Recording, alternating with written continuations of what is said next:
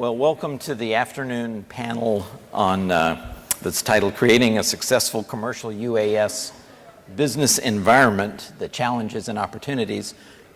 I'm John Langford. I'll be the moderator for today's panel. And we have a great group assembled here to discuss what is an emerging and very timely issue that's getting a lot of coverage. Just to sort of, before I introduce the panel, to sort of set the stage for this, I think it's useful to think back and think of the impact of 9/11 had in really moving whatever you want to call this technology, drones, unmanned aircraft, robotic aircraft, unmanned aircraft systems, moving it from a fringe technology into the mainstream. The Al-Qaeda strike provoked, a massive response. UASs became one of the chosen instruments, probably the chosen instrument for the United States to respond. And what ended up was with a curve of the kind of curve people like see in business plans, where the growth goes exponential. This is the plot of the US DoD flight hours of unmanned vehicles, starting from virtually nothing at the beginning of this century. And now it's something like 3.5 million flight hours total, with peaks, especially if you count the small stuff, up around 1 million hours a year. Now, that kind of growth prompted the development of a number of successful UAS businesses in the defense sector, and I think their names are well known. I mean, General Atomics, obviously one of the biggest, in situ, AAI, AeroVironment, Aurora, I would count in that group, of businesses that were primarily small companies that grew up and helped drive the innovation that led to that dramatic increase of UASs.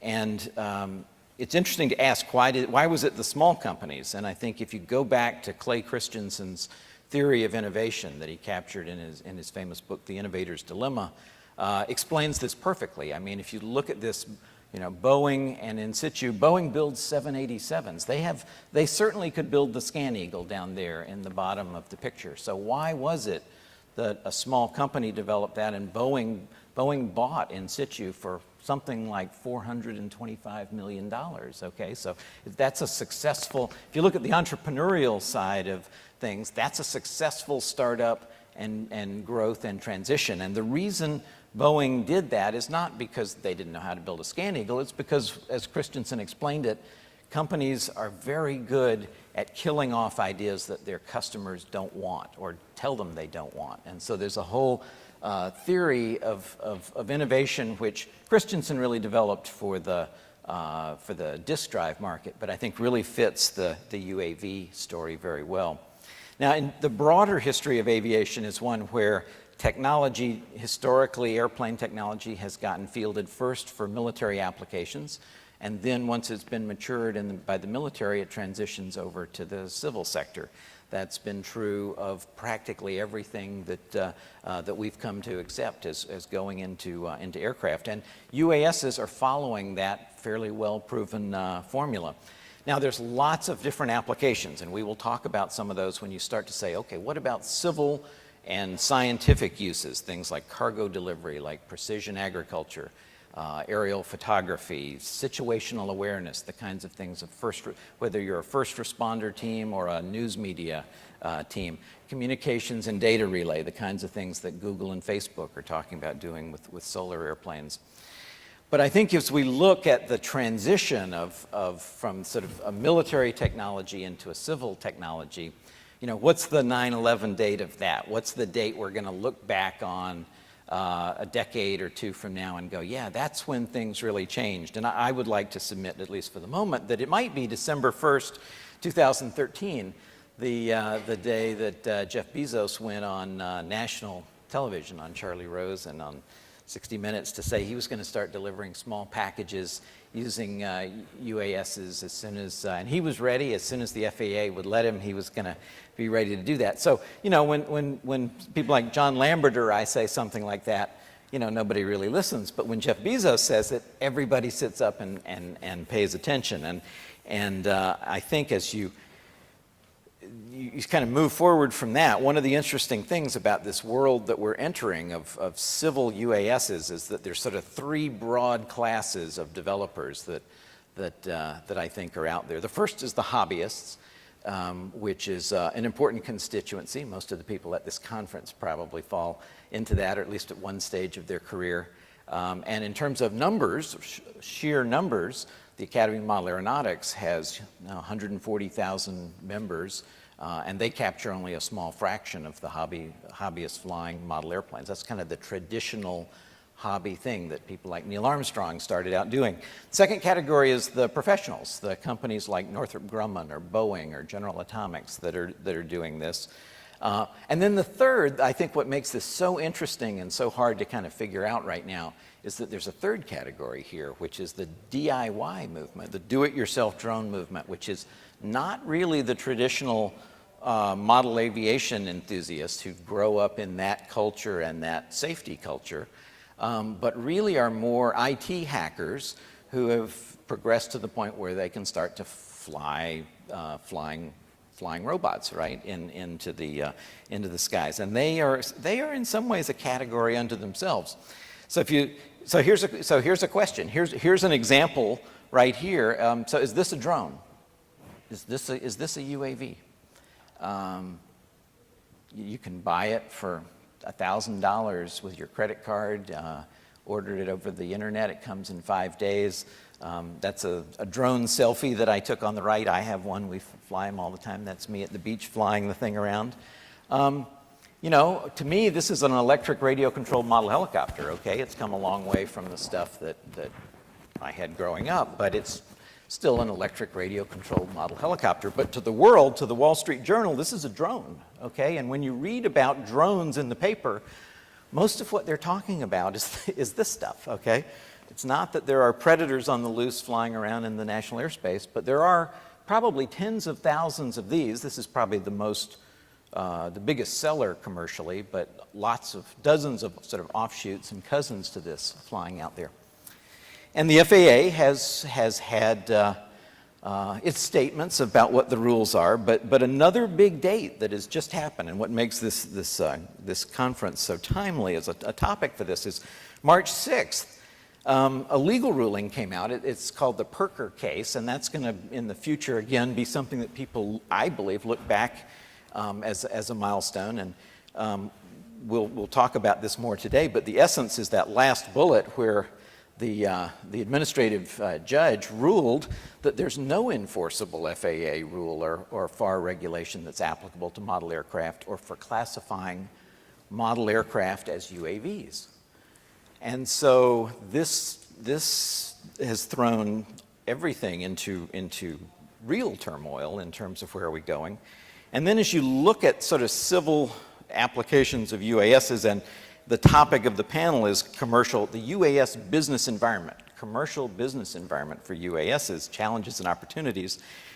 Here are some of the things I think we're going to be talking about for the next hour or two. The uncertainty about access to the NAS. And I say uncertainty because there are lots of people who speak with confidence and with certainty, but if I urge everybody interested in the topic to actually read the judge's ruling on Pirker. It's not a long document.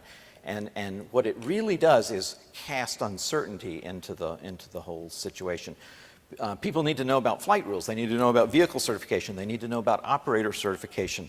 There are some technical issues. Obviously, we'll talk about some of those. There are financing issues. There are liability and insurance issues. And then there's what I call blowback issues. That's where I sort of put privacy and some of those things where the public, which has been, in general, strong enthusiasts about UAV technology for most of the last decade, the media has been very positive about this technology used in the military sense.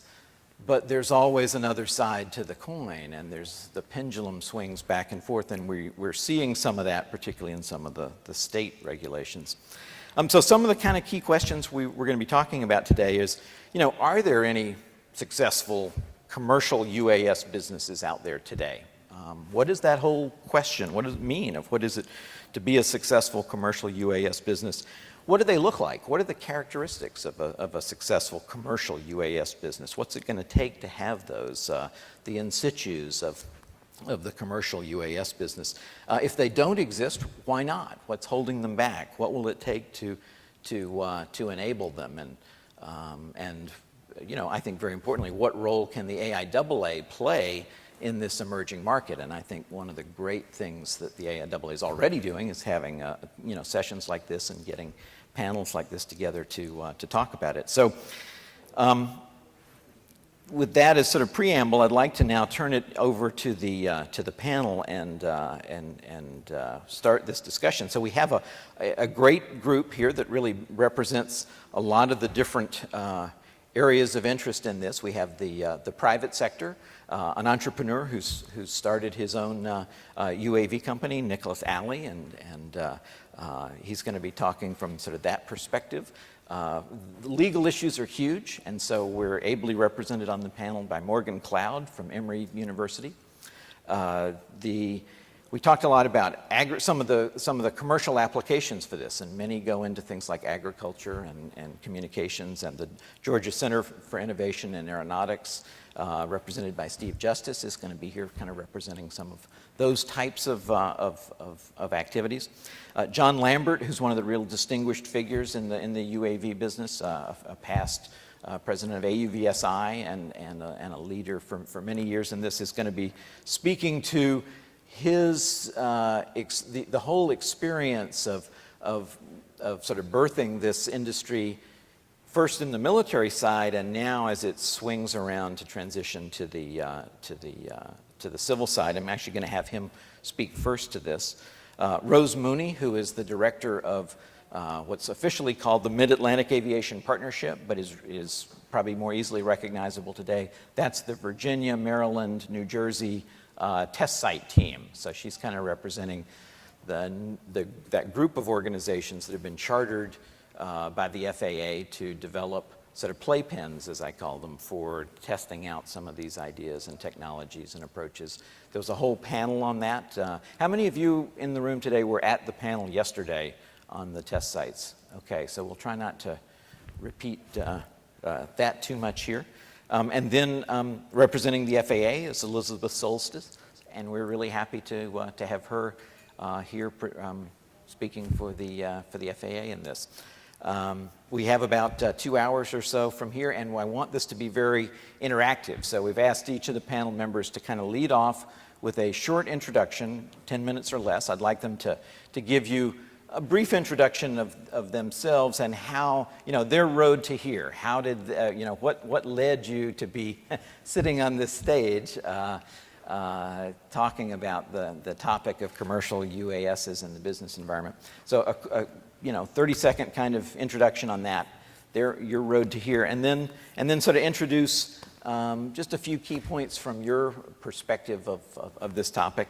And then very quickly, I want it to transition into Q&A. As the moderator, that's going to be my goal, is to see how interactive we can make it. So I encourage all of you to be developing questions. It is being recorded, so we do want them on the mic. If you could come forward and speak in the microphone when you ask questions, and we'll try to make this as interactive as we can. I'm going to ask John Lambert to, and if you have a question at any point, feel free to just come forward to the mic at any time. We don't have to wait for a Q&A period. So if somebody has questions now, I'd be happy to take one of those, particularly on any topics you want to make sure we cover. And if not, I introduce and turn over to John Lambert. All right. Thank you very much, Dr. Langford, and thanks to AIAA for the opportunity to speak here today. Let's see, we'll get 2 slides coming up, and then I'll show a video. But while it's happening, my road to here is like most of you in aviation. Most of you entered aviation through the U.S. Navy submarine force, as I did, being a submarine skipper. And but eventually got around to my last active duty job was the Navy's Unmanned Undersea Vehicle Program Manager, which got me into autonomous operations and all the technology. Spent a lot of time with my aviation brethren looking at UAS. This is back in the early 2000s, and got the bug for unmanned systems, and that's how I essentially got here today. Retired in 2003 from the Navy and worked in the private sector since then. Large corporations, small companies, and now I'm an independent consultant working in the unmanned systems area. I'd like to talk about 2 issues today. The first being airspace access to demonstrate UAS capabilities in order to drive the business case for how we're going to take UAS from the Department of Defense applications into civil and commercial applications. And the second point will be the insurance and liability coverage that, that is going to be inherent, I think, to operate these vehicles safely in such that we don't have issues with who's responsible, who's liable, and driving small businesses perhaps down in the wrong direction for their business cases. So for the first point is the defense capabilities. Most of the technology has come out of the Department of Defense, very capable technology. But now it's the time, just as we saw in the computer industry and telecommunications, that the civil and commercial marketplace is really going to bring things to bear and be a force to be reckoned with, looking at the number of systems that are going to be developed and driving the costs down and capabilities up. In particular, the market areas that we're looking at is precision agriculture, both in remote sensing. How can we sense the health of a farmer's field, but also in agent applications, herbicides, pesticides. Japan has been taking leadership in this area for some years. Surveys, the second area, land surveys, pipeline surveys, power line surveys, those areas that can be done effectively with UAS. Public safety, law enforcement, firefighting, applications such as that. And then the fourth area I would broadly call the folks that want to take pictures of stuff. Real estate agents, the film industry, and entertainment. Let's see, since I don't have the clicker, could you advance to the second slide, please? I was fortunate enough last month to be involved in a demonstration at Kennedy Space Center where we had 9 companies flying 10 aircraft on the 11th of May. The whole purpose of this was to demonstrate to the public, not the defense applications, not the large UAS, but focused on 25 pounds and less applications in those 4 new market areas. And here are the companies that demonstrated. And for the remainder of my discussion here, what we're going to do is play some video that was recorded during that event on the 11th of May. So if you could roll the video, please. All right, the plan going into this, as I said, was not to focus on the defense applications, Predators, Reapers, shooting Hellfire missiles, showing large Global Hawk aircraft, but to show what was actually going to happen, what the capabilities were going to be when these entered in the civil and commercial market. That's Jim Kuzma, the Chief Operating Officer of Space Florida. Space Florida and AEVSI sponsored this event. It was a pretty nice day. As Mike Toscano, the President and CEO of AEVSI, and we were able to achieve a limited amount of success in demonstrating these capabilities, and it might be somewhat instructive to pursue this a little bit later on in our discussion. Number one, above all, these aircraft need to be flown safely, and they were. We underwent rigorous safety reviews. There were 3 government entities that had to review all of the aircraft that flew in these events. The airspace was jointly managed by the NASA Kennedy Space Center and also the U.S. Air Force 45th Space Wing. And obviously the FAA had a say in how we were going to be operating here. You're going to be seeing short video clips of all of the aircraft that were listed on my slide earlier, so just take a look at that so you don't just need to listen to me and then see my words on a PowerPoint. We constructed this with 4 scenarios to allow each of these aircraft to get imagery or sensor data to demonstrate to potential customers the value of these types of systems. So here at Kennedy Space Center, at let's see, Exploration Park, which is leased by Space Florida from Kennedy Space Center, right across the street had a large area of fallow citrus groves that haven't been cultivated for about 5 years. So it allowed some of these aircraft to get optical images, infrared images, hyperspectral and multispectral data. Very important to the researchers, especially in Florida, where they're undertaking a number of studies in order to determine how to overcome some of the pests and the bacteria that are invasive species into into their citrus crop. The second item is we had some heat signatures to simulate wildfires so that the infrared aircraft could take a look at those and demonstrate the importance of being able to detect heat signatures. The third item was wildlife monitoring, taking a look at the inherent wildlife that's there at the Merritt Island National Wildlife Refuge, which is co-located with the Kennedy Space Center. And the final one was disaster response. We put out some hardware and some mannequins simulating disasters so that we could get some images of what a disaster response site would look like. So these aircraft underwent a safety review with their particular payloads. Frequencies were reviewed, not interfering with anything else in the Kennedy Space Center. And the overall objective was to demonstrate real capabilities for real customers for these small UAS going into the national airspace. We did it with the smalls, 55 pounds and less, and we restricted them even further to 25 pounds and less to make sure that we could conduct this very safely. What's the importance? Well, each and every one of these aircraft are going to need to demonstrate to the FAA through the collection of data that they can operate safely. So that's one data stream that's important to collect. The second data stream that's important to collect is the sensor data.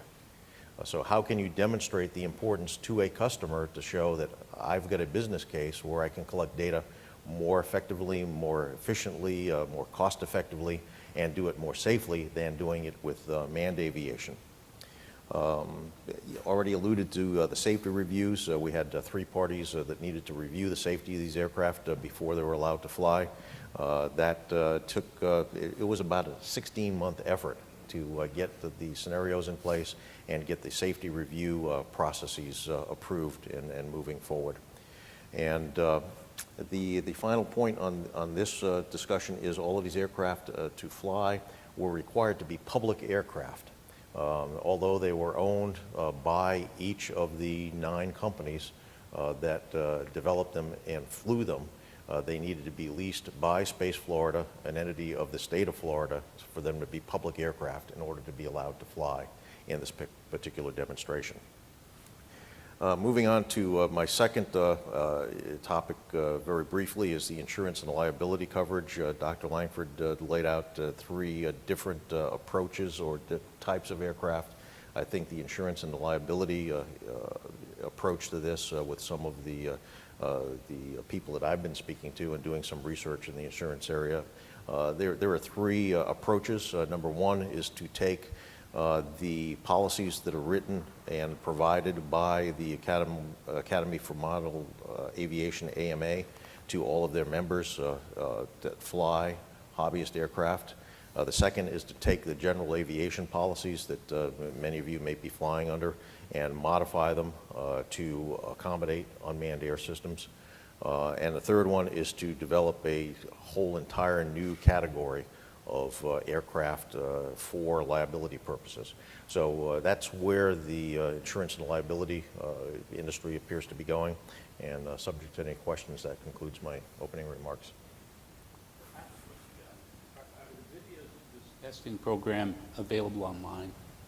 Well, they may be, but that was just a snapshot.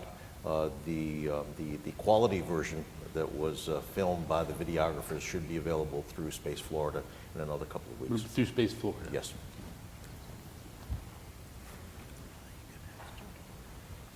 So we'll move to Rose then. I think the sort of John talked about demonstrating UAS in a very constrained environment where you had NASA, the Air Force, and the FAA all overseeing those demonstrations. Rose is leading one of the efforts to broaden that out and begin to actually fly in at least parts of the NAS. So Rose, would you like to pick it up from there? Thank you, John.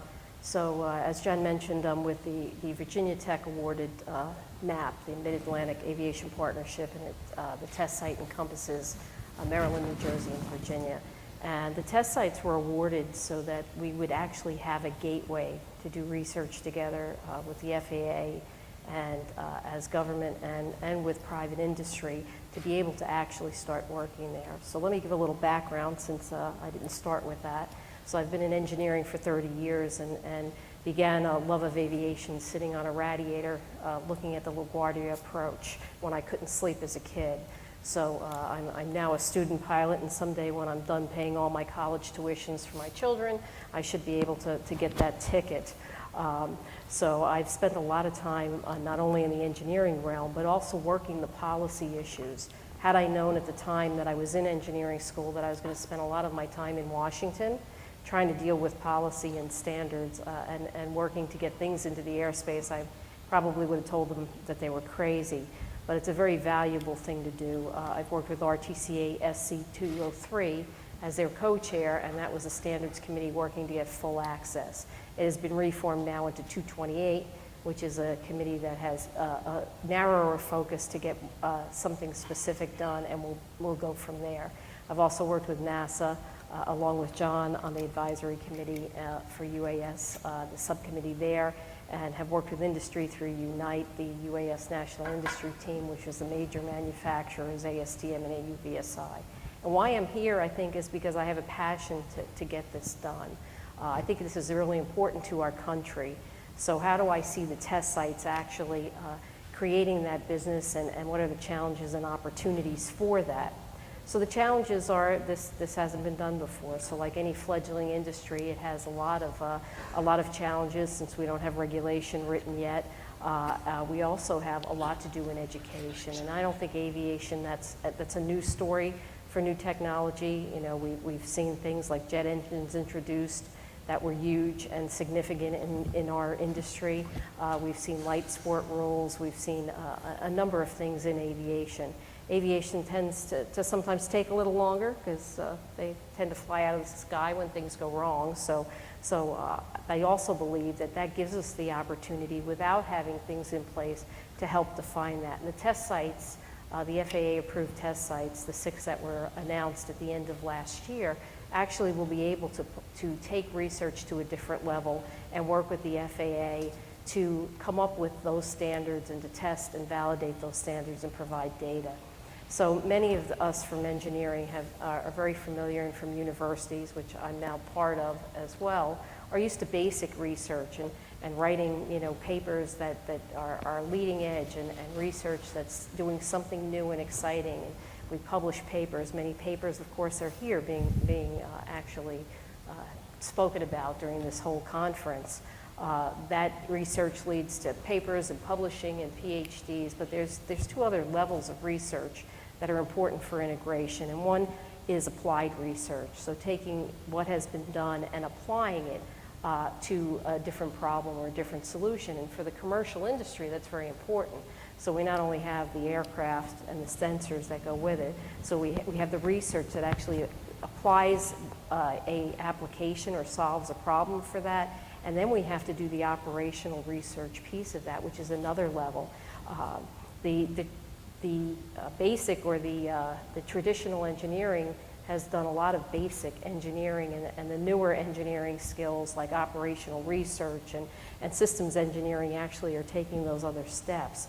But for aviation now, we have the opportunity as the test sites to work with the FAA to provide a level of data far beyond what they currently get under the current COA system that many universities are flying under in public entities, and like John's example here of the aircraft that were flown there, but to take it to the next level and provide feeds of data and research into the FAA so they can look at the important aspects of human factors and operational impact, what it's doing in the air traffic management system, how do we keep it safe? You know, we all want it to be safe. As a student pilot, I certainly, you know, want to be safe in flying and as a commercial passenger.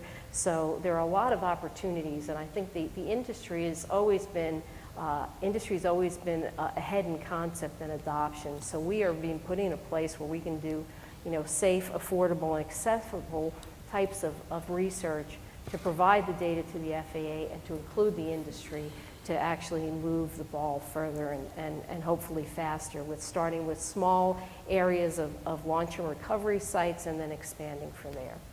And that concludes my Great, remarks. okay. questions at this point.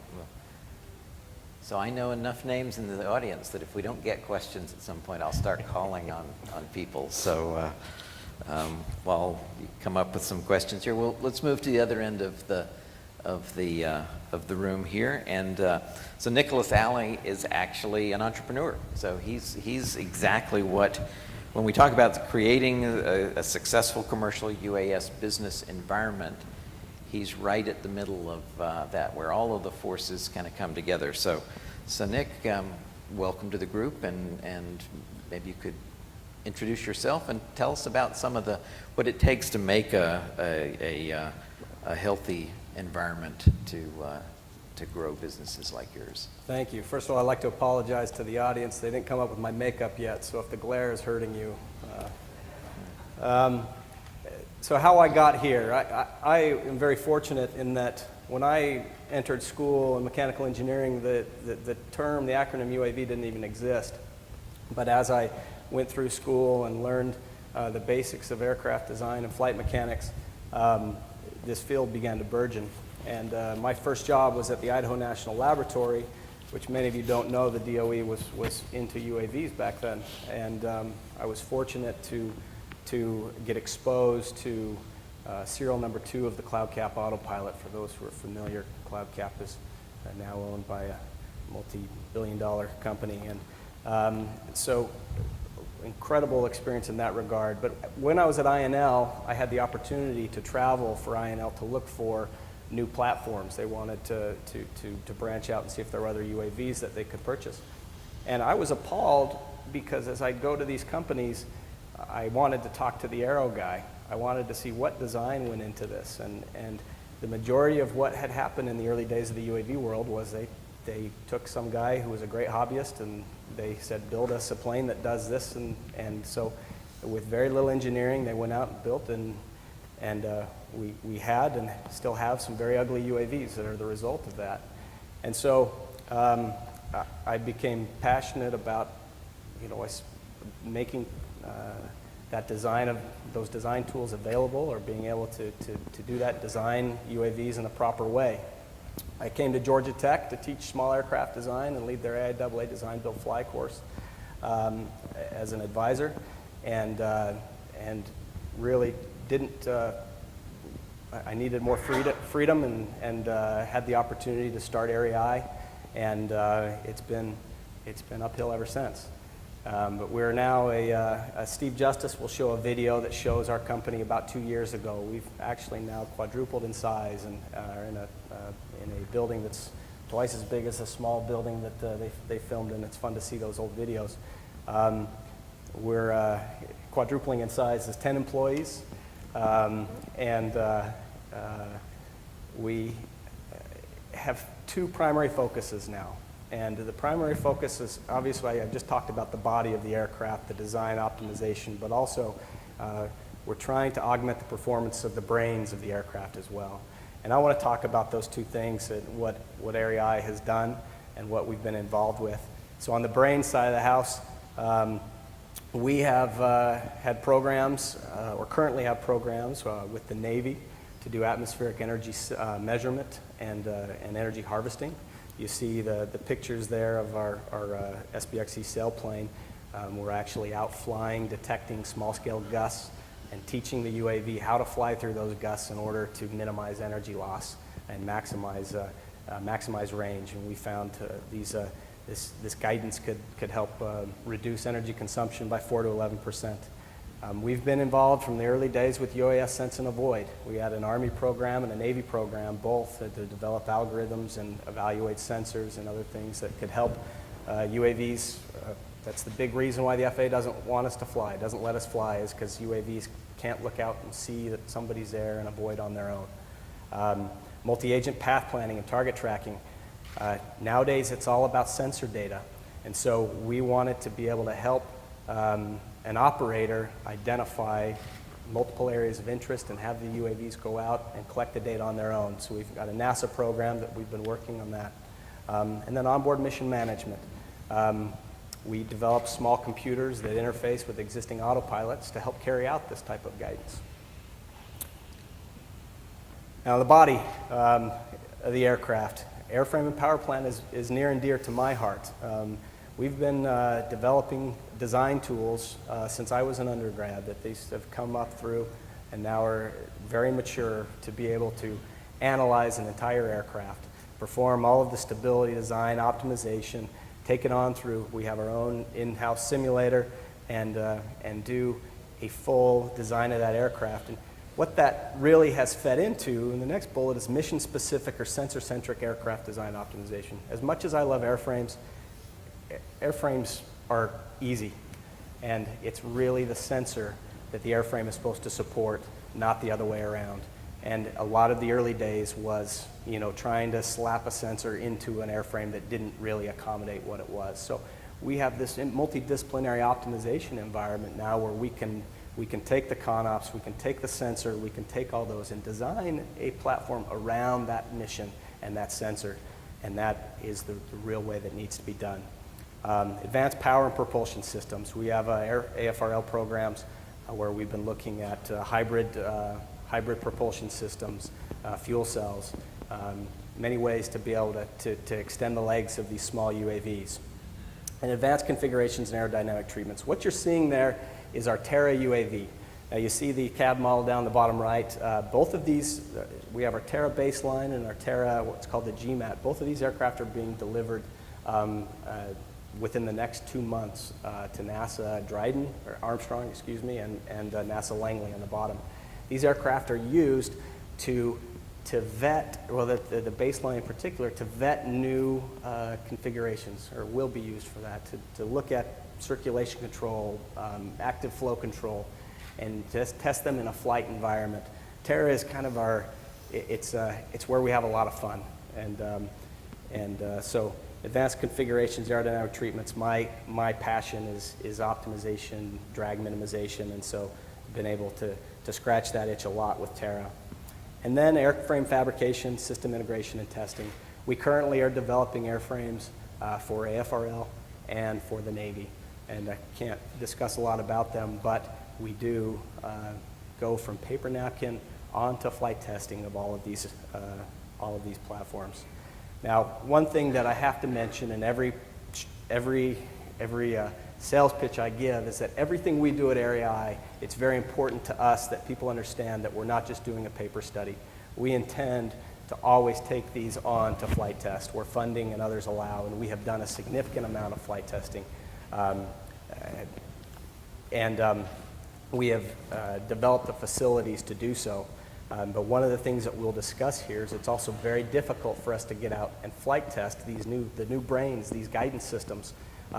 We can run them in simulation and hardware-in-the-loop testing until we're blue in the face. And I think everybody in this room understands that that is necessary and is wonderful, but you really don't know how it's going to work until you put it out there. And all of these guidance systems that can help UAVs fly safer and better in the National Airspace System are very difficult for us to get out and fly because of the atmosphere that the FAA has forced us into. All of these flights right here, I have to say, are completely legal. We've been fortunate with the state of Georgia to be able to partner with public entities and lease the aircraft to them to where they can be flown in a legal way. And I'm sure we'll discuss that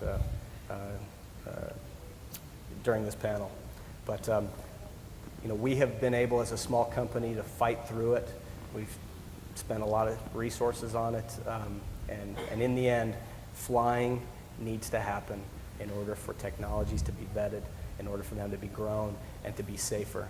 And right now, unless you have access to a public entity or the money to operate out of a test center, there is no way that you can do that in a cost-effective manner for a small 10-person company. You can imagine, the cost of me going to a test site, what it would be, instead of buying a CNC mill or instead of hiring another engineer. That's the cost that I would have to spend to operate for a week or two after traveling and everything else out to one of these test sites. So very important. I can't emphasize enough the need to test these new technologies in real life, in the air, and that's it. Great, thank you, Nick. So Steve Justice, the states have played a big role in pushing forward companies like Nix. You know, they've been a strong force in the development and economic growth of small businesses in general, and this area is no exception. Maybe you could tell us a little bit about what the Center for Innovation in Aerospace is and some of the activities that you guys are involved in that help companies like Nix. Yeah, thank you, John. Well, we're part of state government. The Center of Innovation for Aerospace is a program of the Georgia Department of Economic Development. And our team is focused on growing the aerospace industry in Georgia. We do that by working with the companies, connecting them with resources that are available in the state. And again, it's the industry that creates the jobs, not the state. So we want them to be successful and keep our governor happy so he can say, oh, all these jobs are being created. And our journey in the UAS field started way back in December 2009 with our UAS Leadership Summit. We brought together folks from industry, academia, state government, and even the federal government, the FAA folks locally, to talk about this back in 2009, this new potential emerging commercial market and what we need to do at the state level to prepare for that. What kind of infrastructure, what kind of things did we need to put in place to help companies like Nix to be able to grow and to be able to take advantage of this market. From that, we developed a roadmap which we've been following ever since, and one of the first things we did with that was formed our UAS working group. It's a statewide standing committee of all those stakeholders. We meet on a quarterly basis to talk about what's going on. I was complimenting the FAA earlier on the local FAA folks have been very forthcoming when they could be in that committee and that group, and so we've had a lot of great interaction. And out of that have come a number of different projects that we've been able to work with companies on, connect them with the universities, the center works with them. And I have a video that really encapsulates one of the projects we did. It happens to be with Nick's company. And we'll touch. The idea is take it, put it onto Terra, and learn as much as possible about that technology, grow it, refine it, and then put it onto the manned aircraft. Early in the design process of Terra, we were introduced to the Georgia Aerospace Center of Innovation. And they introduced us to Middle Georgia College, where they're able to build carbon composite components for aircraft. We've been able to receive grants to work with Middle Georgia College in that the state matches dollar for dollar what we put into this. And it's given us big shop capabilities in a small R&D firm. The Center of Innovation worked with Area I and Middle Georgia College and the FAA to do the initial flight testing of the vehicle. Go, no go for takeoff. Obi-Wan? Go.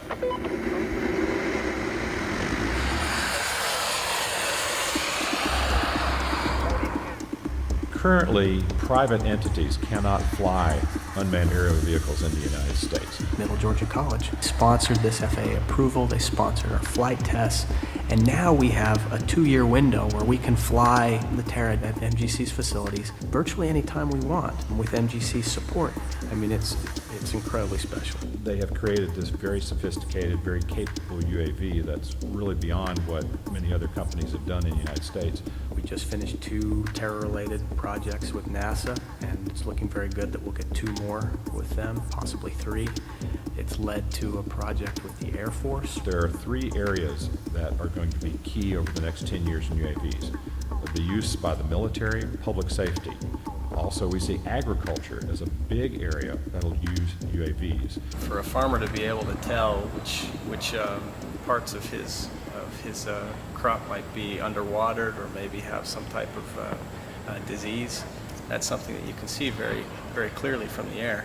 We think Georgia is well positioned for the future UAV market.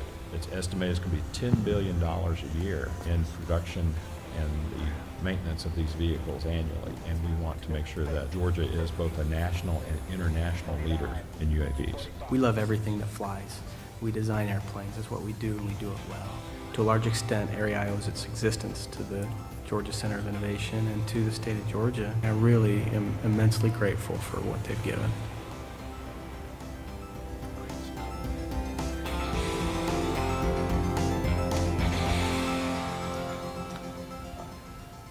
And that's just one example. Since that video was done about 1.5 years ago, I think, We've had more flight testing that's been done in that. We've also done other projects. We've worked with another company, Guided Systems Technologies, which is south of Atlanta. We did a project in the last growing season where we flew rotary wing UAVs through Middle Georgia State College now, the University of Georgia, using their test fields to gather multispectral data from those UAVs to see, could you see what was going on in the fields? Because the test fields have very good ground truth. We know what's going on there. And look at the business case. We know we can fly, we know we can get imagery, but for a commercial business, can we get that imagery at a cost that the farmer is willing to pay for that imagery? So part of that project was, how much does it cost? What kind of crew do you need to operate this? Of course, we're operating our COAs now, so it's a little bigger crew than maybe commercially. But what is the cost of doing this? How often do you have to fly? Things like this. And then from the farmer side, is this really useful? How much would you be willing to pay to get this imagery? And do we have a match for that? Because all the FAA rules in the world don't take care of that. If we don't have that match between what it costs for the capability and what people are willing to pay for it, we don't have a commercial success. So we've been working a lot in that, and at the state level continue to put a lot of effort into creating an environment that's good for our companies so that when the FAA does flip the switch and we can go out and start doing these things commercially, that our companies here in the state will be ready to do that, to offer both the UAVs as a product, as service companies that'll do it, people who train the people who do this, service those vehicles across the board life cycle. So that's what we're doing. So Elizabeth, flip the switch. Is it that simple? Is there a magic button that you guys have that you haven't pushed yet, or tell us about the I'd FAA. Like so I think we have started to flip the switch. We've done a lot, and so I guess I better start with who I am. Absolutely. I think that's what you like to know. So I was an Air Force brat, and I started with stories of airplanes being spanked by their father with a gas hose. So it was in my blood from an early age as well. I'm an engineer, and I've had a lot of projects with the agency looking at research in different capacities, aerospace and airframes, et cetera. I've managed large programs, and I have been very mindful of small businesses. I've actually done the largest set aside for small businesses, I believe, not only across the agency, but federal government. So not only me, but my boss, who's the executive of unmanned aircraft, do believe in small companies and innovations. And I know we've had a discussion on this yesterday. So if we could move to I have it actually, the next slide. So what is the FAA's UAS Integration Office? About 2 years ago, an integration office was formed within the FAA, and an executive leader, James H. Williams, was named to be the head of this organization. This organization is under the safety office within the agency, but there are air traffic employees who also are part of this organization. Everything that comes into the FAA associated with UAS actually comes through this organization. And it's having this unified approach that's really helped us, I think, in the last 2 years further from where we were.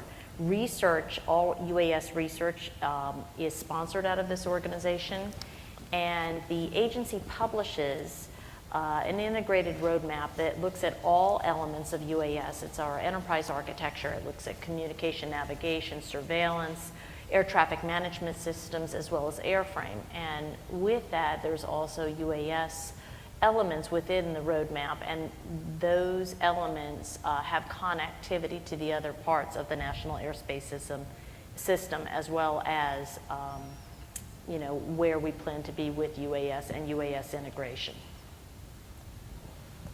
So where are UAS operating? We're operating everywhere except for Class B today and underneath Class B.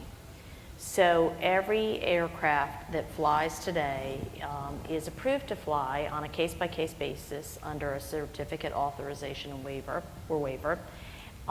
We provide for public operations, as had been discussed today. We also provide civil access to the airspace through experimentals. Today we also have our first commercial airframe aircraft UAS flying in Alaska in a prescribed environment with a pre-approved airframe. So we are going further. In the last year, we've selected 6 UAS test sites, and in those test sites, we plan to afford the test sites the ability to eventually have broader authority than what you would have today as a typical user coming to the FAA wanting access to airspace. The vision for the agency, and many of you have stated it already, is of course safety. Safety is our dominant mission, and aside from that, we want to look at the efficiency of the airspace as we bring in this new technology. Timing, of course, is very important as well. We don't want to lose interest or have UAS end up not being introduced into the national airspace system.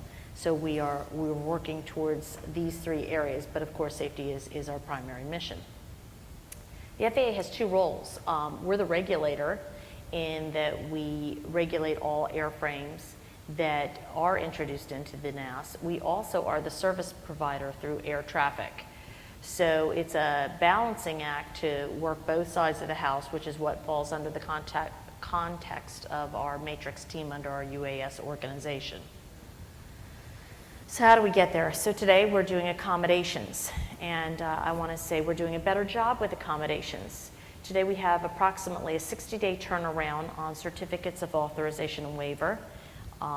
That is, lightning speed compared to where we were a few years ago. And I think today we've approved approximately 800 COAs. That's a big number. In the midterm, in the next few years, we want to be able to transition to NAS integration, and that's looking at integrating into the current NAS that we have today, our current architecture. And in the future, we will be a satellite-based system. We want to make sure that as we are defining the role for UAS, that we're looking at the long-term approach as well. Everyone's anticipating the release of the small UAS rule, and I want to be clear that what we're releasing is a public notification of that rule to allow the community at large to comment. We anticipate that we'll be receiving a lot of comments for the agency to release this rule, which we plan to release in this calendar year. It goes through the Department of Transportation as well as OMB. The head of the Aviation of the FAA is Michael Huerta. He's the administrator, and he's made a personal commitment to making 2014 for this rule to be released. Why is this rule so important? Well, it's important because everyone, predictively, including AUVSI and others, are believing that small UAS really will be the dominant market over the next few years. So we're hoping to push this rule out to receive public engagement and public comment this year, and that's our plan there. So what else are we doing? In the last few weeks, we, the agency, are under a law called the FAA Modernization and Reform Act. It was enacted into law February 14th, 2012. And in that were many areas. It talked about broadening capabilities in Alaska region, selecting the 6 test sites, and furthermore, there's a section called 333. And what the intent is to allow commercial operations and exemptions for airworthiness. And Nick, I'm looking at you because I want to make sure you're aware of this.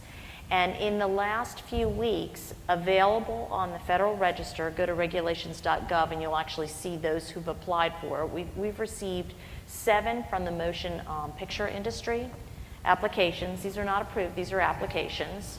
Geospatial mapping, flare stack monitoring, and why that's so important for the fracking industry and the oil industry is so that they don't actually have to shut down part of their operations. Flying a manned aircraft over a flare stack requires us to shut it down for the safe operation, but for an unmanned, it's a different vantage. We also, as of 2 days ago, so it's not listed here, also received a request for looking at different agricultural uses, and that's from Yamaha. Again, you can find these requests online under regulations.gov. Okay, so what else are we up to? A few years ago, when the FMRA, the FAA Modernization and Reform Act, was signed, there were suggestions by Congress that we ought to have a UAS center of excellence. And at the time, the agency took the selection of the 6 test sites very serious. So serious that we received 30,000 pages in submissions, and we had 100 employees across 3 agencies either be evaluators or advisors. And at that time, we realized that we could not at the same time conduct another screening information request and evaluate for a center of excellence. So we held on that. Well, recently in the THUD, the Transportation, Housing, and Urban Development Conference Report, we were now requested to, in fact, conduct a center of excellence and in the UAS industry. We recently held a public engagement session, and I believe we had approximately 300 attendees. Currently, we have a draft solicitation on the street, and with that said, we're receiving public questions and answers. We're in that period. We plan to have this awarded next calendar year, and that's what the agency is currently in the process of doing to help further integration. Fantastic. A lot going on, and I'm sure a lot of the questions will kind of circle back to some of the things that you've talked about. So before we go to that, you know, as much as we in the AIAA would like to think that it's engineers that run the economy, I think we all realize it's really lawyers who run the business, and so I think it's appropriate that the last word in introduction here on the panel goes to Morgan Cloud from Emory. Is the increasing involvement of the legal profession in this a good thing or a bad thing?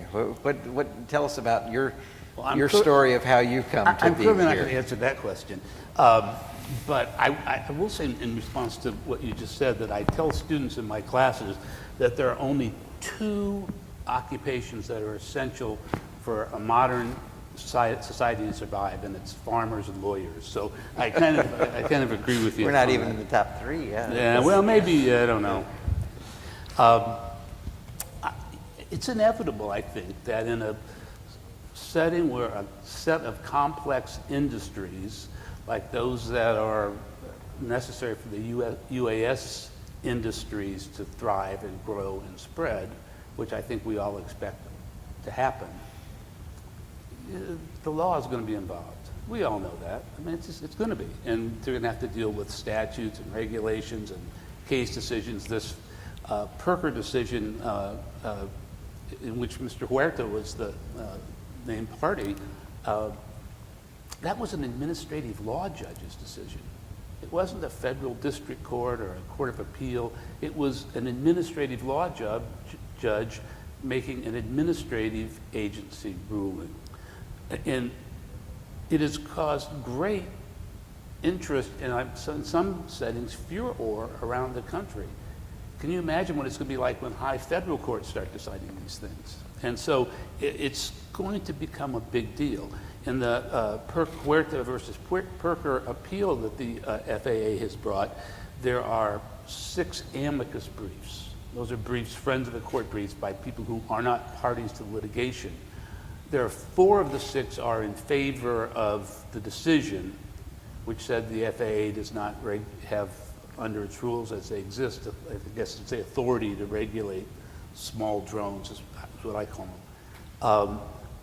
One of the amicus groups is a group of big media outlets, because they want to be able to use these things to gather news. So the potential is so remarkable for the uses of this technology that lawyers are going to be involved. It's natural that the work of the federal regulatory agency, the FAA, gets probably a very large majority of the attention when we think about law and this area of industry. I want to talk about 2 other areas today that don't get the same level of attention. Nobody ignores them, but they just don't get the same level of attention, and I think they will have to. And they are the U.S. constitutional requirements under the 4th Amendment and state legislation. For the 4th Amendment side of things, I'm not going to say much. It's really complicated. I got here, not only did I drive here today, but I got here because of my work as a Fourth Amendment specialist, and I've been doing that for a long time, and that inevitably leads to work on privacy. And it's become pretty clear in the last few years you can't do any serious work in this country on privacy without dealing with data, and I think also drones. And so that's how I got here. The Fourth Amendment regulates only government activity. So in one sense, it has very little to do with what people like Nick does, unless he's acting at the behest of the government or as a government agent. And so the Fourth Amendment can be directly involved, but more importantly, the Fourth Amendment is the source of the idea of a reasonable expectation of privacy that permeates so much of the debate about the things that, I guess, John, I can't remember who talked about it, maybe it was John, about all the various concerns about tapping of phones, emails, surveillance of our communication. One of the earlier speakers lumped those in with the UAS issue. And I think that's right. I think that's how the public in this country and around the world would treat this, that these are all part of one story, that the technology that the NSA uses to monitor our emails and texts and phones, and gather data about those, is an intrusion that's not unlike the intrusion of having flying machines hovering over our lives. And so this is where the Fourth Amendment really becomes important, because it is the seminal document, the seminal rule of law concerning reasonable expectation of privacy. So this brings me to state law, interestingly enough, because so far about a third of the states have enacted legislation relating to what they typically call drones, but they also call UAS and UAV. It's 17 states. A majority of those states, the legislation is, you can read, just by reading it, you can tell, I guess if you're a lawyer, you can actually read statutes and make some sense of them, which is even hard for us. They are triggered by concerns about privacy. The idea of protecting us from being spied upon has generated the majority of these statutes so far. In 2000, and most of those statutes have been enacted in 2013 and 2014. This year, about a third of the states have had pending legislation. And states like Georgia had bills introduced in the state house and the state senate, and there was no legislation enacted. I can't imagine that will continue indefinitely. I can't imagine there won't eventually be legislation in Georgia.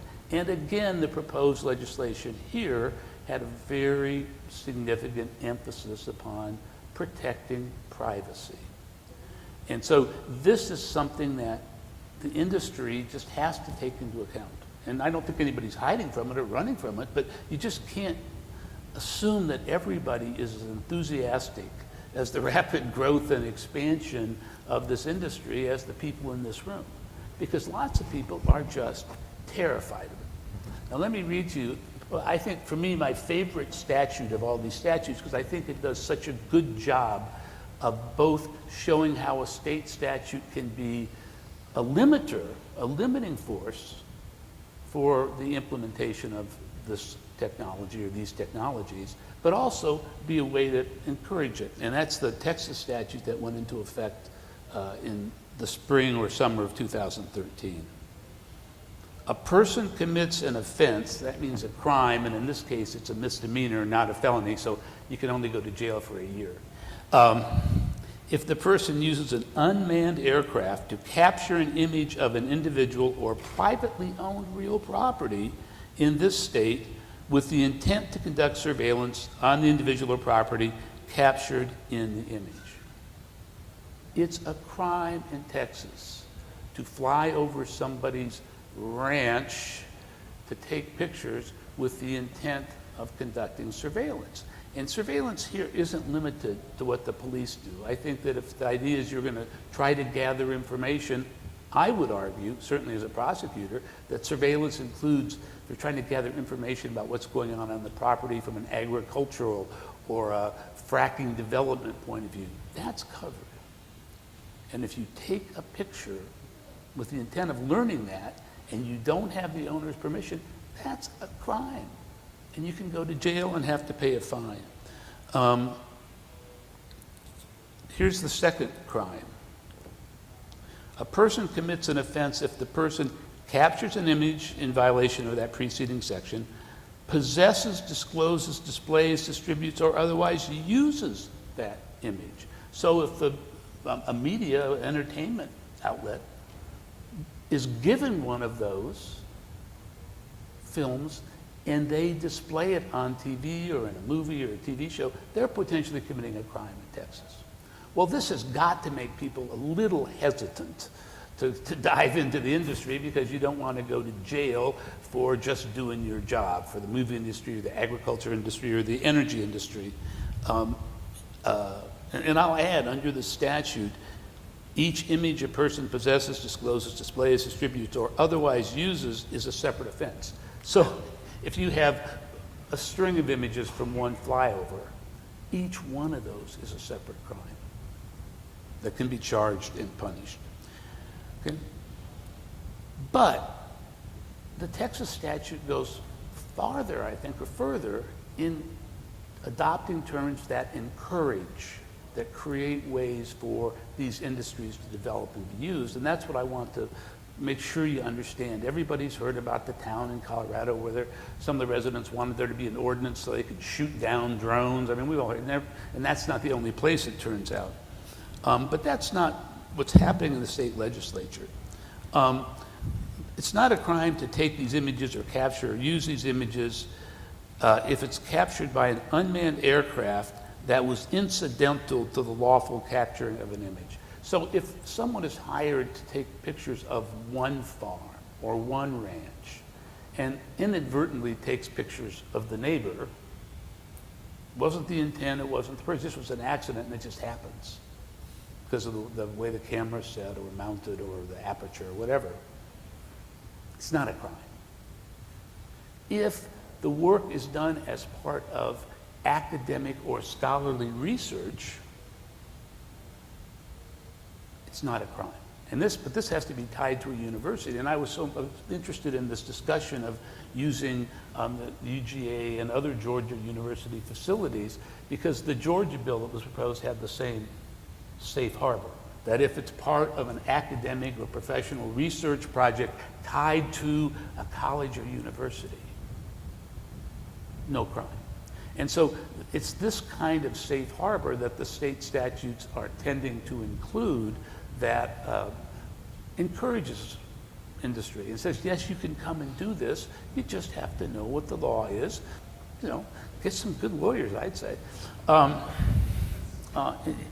If another way, and this is the last thing I'll say about this, another way that the states are able to encourage is just the direct grant of money.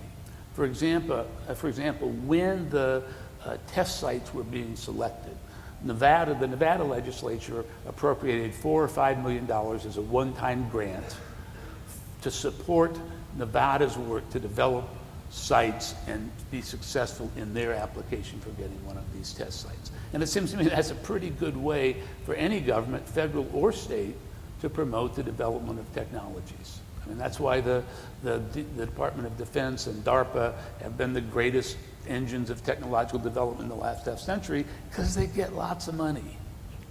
And I think the states should be more active. So what does that mean from my point of view?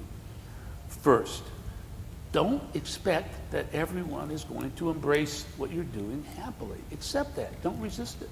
And don't object to reasonable regulation. So that if people are, like private investigators, are flying little 25-pound UAS machines over someone's home and taking pictures in the window, that should be a crime. And don't resist that. There are people who resist that just because they don't want any regulation. I would say go with it. I think it's the kind of thing that if the industry accepts and promotes, will give the industry more leverage to promote the other kind of legislative provisions that provide the mechanisms for using this technology. Now, some of the most interesting and fun stuff relating to this actually is Fourth Amendment stuff, but it's way too complicated, and I'm sure I've used my time, so I'd be glad to take any questions about that at the end. Fantastic. So there you have kind of the sweep of issues that go into what starts as a simple sounding topic. How do we promote the growth or create an environment for the growth of a commercial UAS business? So at this point, we'd like to open it up to you, open to the floor for questions, comments, and Rich Christensen, who is one of the most experienced people in this topic, having created one of the big programs aimed at fostering new civil UAS applications back in the 90s, has our first question or comment. Welcome, Rich. Thank you. Now I'm too embarrassed to ask. I feel like a dinosaur, huh? Yeah. I mean, I've had this burning question, but I realize the expectation is very low because you really need a crystal ball to this. I mean, we're talking about creating a business environment that will begin to have angel funding, venture capital, financiers coming out of the woodwork to want to have a piece of all of this, creating the opportunity for more businesses to get started and created and grow. It's great to hear about this Section 333 and how that's beginning to maybe open some doors for professional applications. It sounds that we have talked about the new test sites, opening more doors, allowing potentially more access. Are we at the front edge now of where the real business cases start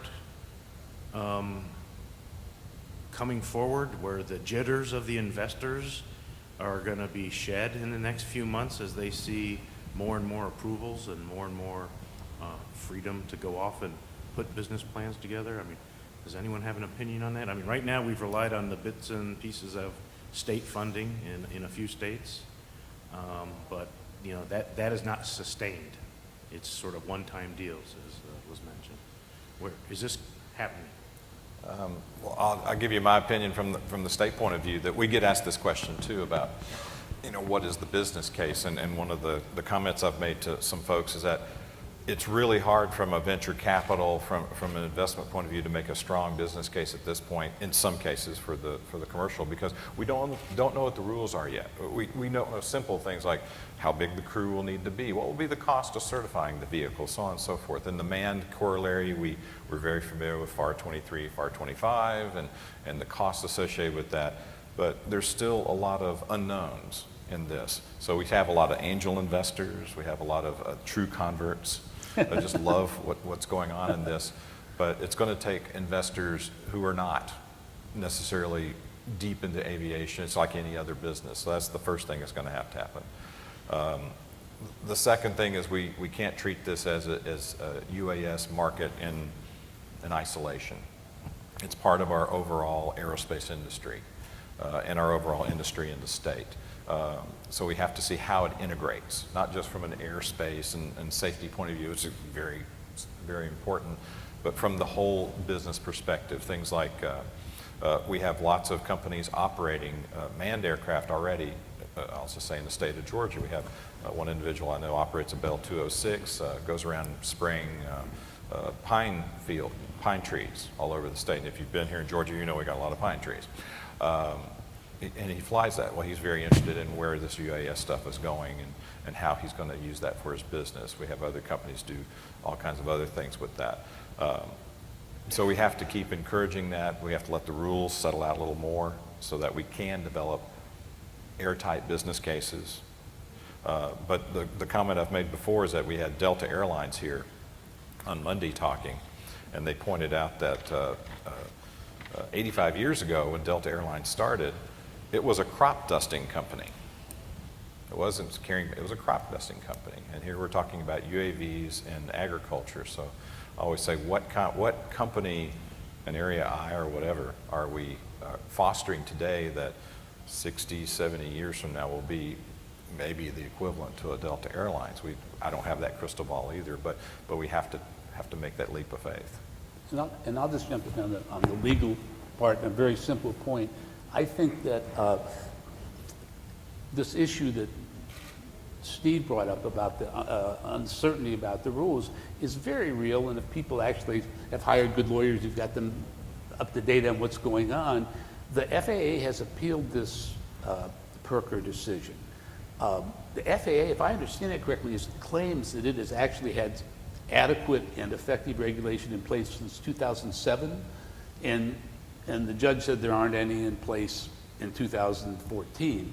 And so how this is going to go, I think, is I don't think anybody could say for certain how this litigation is going to turn out. But I do think that the comments that people made, that it's the smaller size drones, the 25-pound drone, that's going to be the first element of the industry that's going to take off in private sector activity. And that's exactly what this Pirker decision is addressing. So I just think there's real uncertainty, and I would think that if I were an investor, I'd sure want to wait till I saw how this played out and how the FAA responded after, whatever happens on the appeal, how the FAA responds to it. So a few things. It's an active case, so I'm going to be careful on my responses here, but I do want to let you know over the last few years, the agency has been tracking through reports through air traffic control from pilots, unmanned aircraft that are flying potentially illegally, and we typically have about 3 per quarter of these types of reports. And since the decision in March, and of course we have a stay right now, we have 18 reports. So we have clearly an exponential growth in reports by pilots in this capacity. But as far as your question on predictive model, the agency had released that we anticipated 30,000, and I don't want to use the word drones because I think we've all stated that's derogatory in nature in order to have people not think of them in a military use. We're all starting to take on the colloquialism UAS, which includes the ground-based pilot and command, unmanned aerial systems. And so our model was 30,000 aircraft by the year 2030, and we've recently changed that model, and our forecast is now saying 7,500 by the year 2018. So, and that's commercial use. So that's where the agency hopes to be. Yeah, There's probably 30,000 Phantom, DJI Phantoms out there now. But that wouldn't be for commercial use within the NAS. I just want to address back to what Rich asked. I'm sorry for making you stand there. I think it's important for the audience to understand that the first time that the FAA promised to release the Notice of Proposed Rulemaking for small UAS was 2 years, 5 months, 12 days, 20 hours, and 23 minutes ago. But who's counting, Yeah, but who's counting? So now I appreciate, and I want to say Elizabeth is working her tail off to make this happen. So please don't think that the FAA is not working and they have a lot of issues that they have to work through.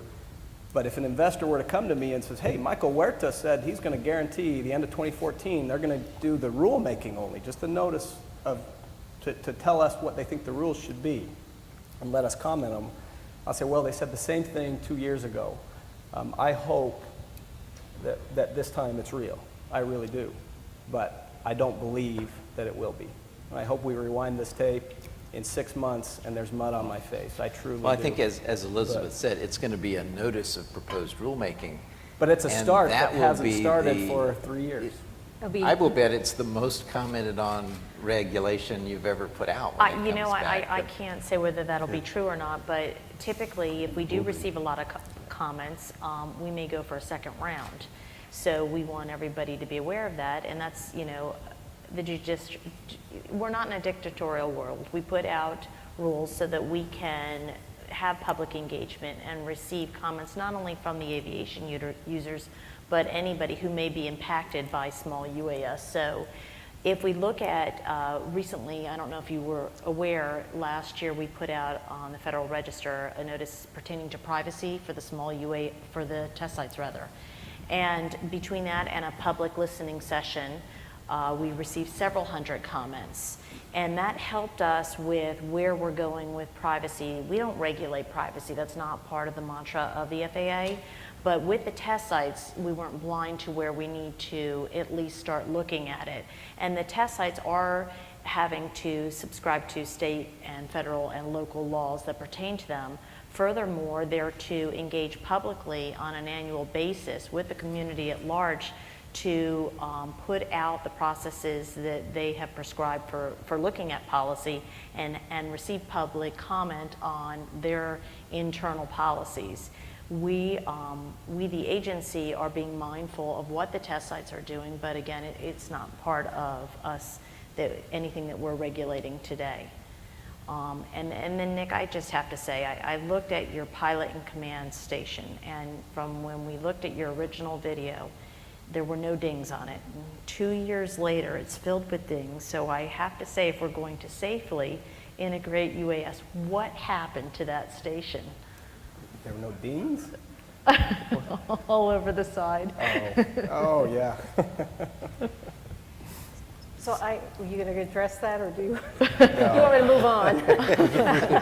I did want to speak to Rich as well. Many people don't recognize or realize that industry has been investing in this since the 90s. The program that was mentioned with NASA Access 5 was industry and NASA collaboration in doing that program. So industry has been investing for a very, very long time at very, very high levels to get there. I think what we're going to see, and with the test sites, is starting to show that there is a path there. So we've invested, I've been up in front of boards of directors, my boards of directors fighting for money for this. But as we do this research, the multiple levels of research are people are going to be able to take their sensors and see how they're actually really going to apply. We're going to be able to use the test sites to solve the regulatory problems, and we're going to see a better path on an ROI. I do also want to talk to Morgan a little bit about his privacy issues. So we already have broadcasters flying things now, and UAS has taken technology to that next level. But in my opinion, it is not a UAS level issue at all. It's a fallout, because right now there are regulations, both state, local, and federal, on privacy. Broadcasters use aircraft all the time, which is the case you said, that does that. We have monitors and cameras. Look at the Boston bombing. Not one UAS was in the air for that whole issue, but yet there were a lot of privacy issues. So being cost effective and being realistic in this commercial market, we have to make sure those issues get solved at the right levels and not pinned on one technology alone. It's a much bigger technology issue. I could do a lot of those privacy breaches with my cell phone today, as could you. So we've got to be mindful, because the more lawyers, the more costs. So that's... And hopefully to the lawyers, right? Well, I've lived for 31 years in a part of, it's actually the Decatur area, and we get helicopter overflights all the time. Sometimes they're news media, sometimes they're police, sometimes they're medical. We got a lot of medical helicopters. I have never had one, ever, or a small single-wing aircraft hover over my yard and look down. Right. And that's the difference. I think that if the news media, and God knows they wouldn't do this in Hollywood, were to hover over my yard and peek down and take pictures, I think that should be regulated. And I think it should also as a privacy issue, but it could be on a whole. Let me just finish. And one of the things that's going to happen now under the Fourth Amendment that's very interesting is the state statutes, when they refer to limiting the use of UAVs for observing or photographing or capturing images, they always refer to property. They always refer to property. And that's significant because in a series of opinions written by Justice Scalia in this century, most recently in 2012 and 2013, the Supreme Court has begun to reclaim the basis for Fourth Amendment theory that existed all the way up until about 1970, from the founding of the Republic till about 1970, which was based upon property rights. And in the late 60s, early 70s, the court shifted to this reasonable expectation privacy model, which from my point of view as a Fourth Amendment student has been a disaster. It's just awful. And so one of the things that turns out is if this shift continues, and there are a couple of different theories that justices are using, it could very well be that the current Supreme Court rulings on the Fourth Amendment, which will allow anybody to take a helicopter or plane, as long as they're in lawful navigable airspace, and hover over your yard or my yard and take pictures, that may become not permitted by the Fourth Amendment in very short order. We'll see. It may, may never change, but that's certainly a possibility. And Morgan, picking up on what you talked about, another issue that's going to reopen is this issue of who owns the airspace, right? Which has a century of precedent to it, but it's based on the concept you just touched on, the navigable airspace. What does it mean to have navigable airspace? And the federal government has preempted property rights for navigable airspace, but UAVs changed the definition of what is navigable airspace. Yeah, and there was a time in English and American law where the argument was made that if the airspace above your property you owned, just like you owned the minerals under it. And at that time, because it was these rules developed before there were flying machines of any significance, I think the idea was that this column was infinite practically. And NASA is working, I think the panel tomorrow will talk about some of the future technologies, and one of the really neat things that NASA has begun working on out at NASA Ames is a new UAV airspace control systems for the idea of controlling airspace at 1,000 feet and below. 1,000 feet, take that as an arbitrary number. It hasn't been settled what it is, but things that people previously thought was not navigable airspace, setting up something. And one of their ideas is that you could have sort of dynamic control of the airspace. You as a landowner could go, I don't want UAVs over my property, so just like I can put call blocking on my phone, I can put an electric fence around my property, and you can't, and so that the UAV air traffic control system would see this dynamically changing landscape of what it can fly over and what it can't in real time. Fascinating issues as well, not just technically, but as you get into the kinds of issues you're raising there. Well, and this presents lawyer-like money-making opportunities for engineers. That's and that's what we're talking about here. You make the technology, and then you make the technology to protect yourself from the technology. This is great. I appreciate this. I'm totally convinced that the counter UAV business is really where the money's going to be at. Absolutely. This is good. Yeah. Congratulations to you all. Excuse me for 1 second. Morgan, I guess it was in the last year, there was a Harvard journal report on UAS and privacy. And there were some decisions made regarding two-story buses going by a home, and the vantage that they would have from the two-story bus and taking a picture would be legal, and therefore, flight over a home would give you the same vantage, and therefore no Fourth Amendment rights had been violated. Are you familiar with any of the recent Harvard publications in this area? Well, I'll tell you, that case is called Serralo versus California. It was decided in the middle 1980s, and it was at the beginning of the court really grappling seriously with emerging technologies. And this is a perfect example of the way the Supreme Court, I think, has screwed up the Fourth Amendment. The Chief Justice wrote in that opinion, well, if there was a double-decker bus, like a big red double-decker bus that drove by, they could look down in the backyard of this homeowner, Mr. Serralo, had built a 6-foot wooden fence, and inside of that, a 10-foot wooden fence. So you couldn't have any street-level observation. The dissenters, in these cases are almost always 5-4 cases, one of the dissenters wrote, this isn't London, and I know of no double-decker, two-story double-decker buses in Santa Clara, California. And so that's the problem. Are we going to just treat something that might theoretically happen, which is what the court does? If it could happen, then you lose your right to privacy, as opposed to we're going to look at the activities that are permissible and those that aren't. And the court just kind of just tossed that away until these opinions by Justice Scalia started reining the court back in.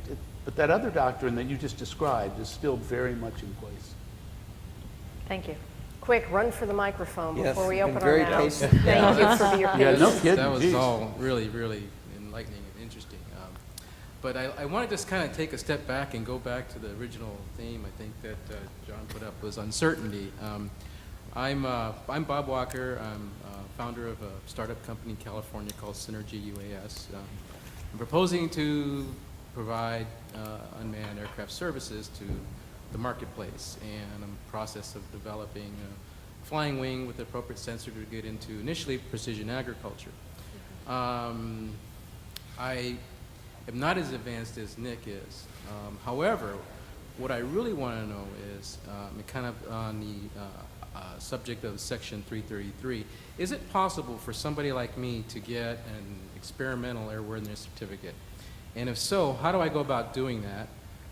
Do I have to go to a test site? And if so, can I also do sales and marketing to study my market so that when the rules finally come out, I'm ready for business? Is that a setup question? That is a setup That's question. a great question. Ironically, yes, the test sites have the ability to work with the agency to do experimentals, and you also have the ability yourself to do that. If you go FAA UAS initiatives, it walks you through everything UAS, including the FAA's navigable airspaces from the ground up. And so there's a lot of great myths that are answered on that website, as well as that process.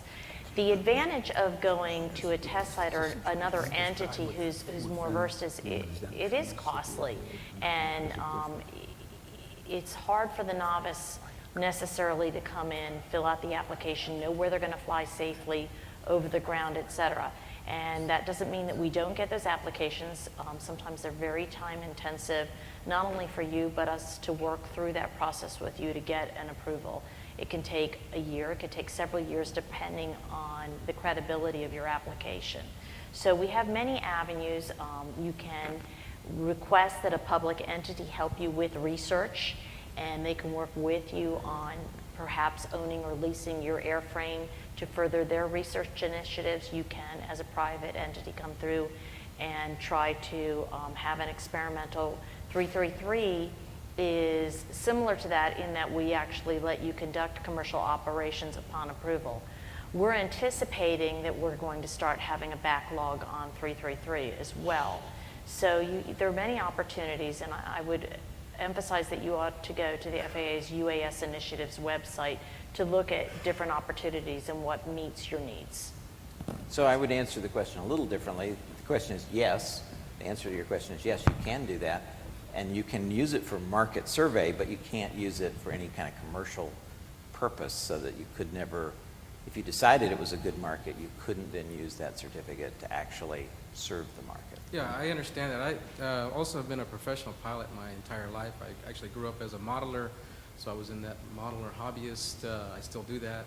I've been flying professionally, both general aviation, actually 3 general aviation, military aviation, and now commercial airlines as well. So the other half of that was the pilot in command concept and certification of that.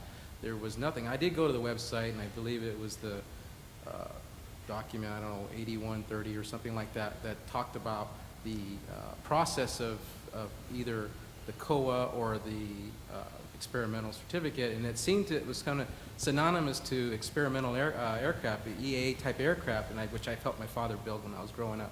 So I do have some experience in that area. That I know that with an experimental certificate, you can't carry cargo or passengers for compensation or hire. So I would imagine that's the same thing with the U.S. If I get an experimental certificate, a UAS certificate, in experimental category, I'd like to be able to essentially study my market and develop it. So I guess I go back to the other side of that question is, what about for the pilot? Is there going to be a certification process as well? Because from what I understand, the industries that have applied for exemptions currently have just applied for the exemption from the FAR Part 91 that basically requires them to carry aircraft flight manual and the registration certificate on board the aircraft. I believe that was the exemption that they've applied for. So as far as I'm concerned, I mean, a UAV is not going to have those things on board. I mean, it doesn't make any sense to carry them on board. The pilot is going to be on the ground, so the approved flight manual should be next to the pilot. My question is, what are going to be the requirements for the pilots as well? Okay, so I don't have that answer. We're working through that. That's part of what's being researched. And when you look at some of the parts that seem so silly for an unmanned aircraft system, for instance, why do we have a requirement for safety belts on board, right? But if we all take that challenge and we look 30 years ahead, perhaps we will have some type of compensation for hire, and we will have people on board. So the safety belt rule that doesn't seem applicable for maybe the next 15 years may be applicable in the future. Likewise, the manuals and the other things that you're referring to, if we look at the here and now, they may not seem to have applicability, but to change our rules and then change them again isn't appropriate either. I disagree with that a lot. I think that's the reason why we've been stuck in this quagmire for so many years. I believe they call that evolution. I mean, yeah, you know, we can't learn. We can't learn what rules we need until we. You know, the FAA. My biggest argument with the FAA is that they don't allow us to fly at all. Now we've looked at special authorization certificate, experimental certification. We don't have the time as a small company. We'd still be waiting to fly our aircraft. The cost and time and man hours to do that is just terrible. So, we've been Nick, has the fortunate. FAA ever actually stopped an operation? What in particular have you tried to do that they have not allowed you to do? I'm not going to comment on that. They haven't not allowed. Well, I'll just say in Aurora. Yeah, so at Aurora, the answer is nothing. We've never had the but FAA here's the thing: stop is that us. we've never because if you work with the publicly- FAA, they're very reasonable, and you can get things done. They actually they've are been quite reasonable good. for us with a public sponsor. That's where we've been very, very. I mean, they've been phenomenal. And let me state that the Atlanta office, we have had a great public sponsor. The Atlanta office has been amazing for us to get certificates of authorization to lease our aircraft to these public entities and operate them and fly. We chose early on to not go the special authorization certificate at the advice of our FAA counterparts here. They just said it will take too long, your business will die. Find a partner I'm and fly. I'm wearing two hats because on my day job, I'm a commercial airliner, I do have those concerns about other aircraft being, you know, around me. Although I do also have, you know, a little bit of common sense, although I think my wife will disagree, that, you know, the 10-pound flying wing that I have that I've developed at my local AMA field, which I fly at, and I fly it out there, you know, in line of sight and just having fun with it, you know, it's generally going to be down at the lower altitudes. If anything, it's going to be not a hindrance to my Airbus A330 or my Boeing 737, but it's going to be towards my father's helicopter that he flies. He flies, you know, 200, 300 feet off the ground consistently. In San Diego, where I live, we got the Border Patrol, we got the Navy training facility there, so they get flying the Seahawk helicopters 3 miles from our AMA field. So if anything, the traffic collision concern is not against my airliner, but against smaller, more general aviation and helicopter type operations. And so I am totally okay with waiting for the FAA to come out with a good set of rules that I can participate in the comment period, and I'm looking forward to that. On the other hand, you know, I just want to know what can I do now to help get my market and be ready for my business once those rules come out. Come to Georgia. We'll take care of you. Bob, you have a couple. You basically have two options. You fly illegally, which, you know, and you can wait for the FAA to come after you, which is an option that many of us have had to pursue, or you can work on a COA. You can come to Georgia. The state of Georgia will take care of you, which is a long travel. I'm sure that there are public entities in California that can help you. Yeah, I'd actually like to make a plug for Come to the Virginia. test site. And I was going to ask about Now we're gonna- yeah, I was going to go. You can go to Nevada is close to you, a yeah. you know, FAA designated test site. The disadvantage to that is the COAs that are done are not going to further as quickly that commercial access, because the test sites have been developed to be able to gather the research that we need working with you to train your pilots to use your aircraft, but we gather the research that's going to help further it quicker. So although you can get COAs through many other places, and many states did see the test site as an advantage, that COA, they capture the information that they do from every other COA, but it doesn't take that next step to moving it to commercial, commercial access. We also provide, much like Georgia, the experience with all of those processes so that we can help you sit down and say, is the 333 the right way to go for you first, how to get you there, to leverage the resources that we have available with the experience to make it as affordable as possible. So I'm going to make a plug for the test sites. They were stood up for a specific reason, and in time we will get more advantages and be able to approve processes and procedures by taking on things like the liability and the insurance risk and all of that at the test sites that other COA applicants won't have available. And that we believe is going to happen fairly quickly. So we'll start with small launch and recovery sites in our areas, and then they'll expand to be larger. And we're looking at performance levels so that once we're comfortable with an applicant or somebody we're working with, we can get you through the process much quicker. And I was going to ask about that because, it really wasn't crystal clear what the test site's purpose really was.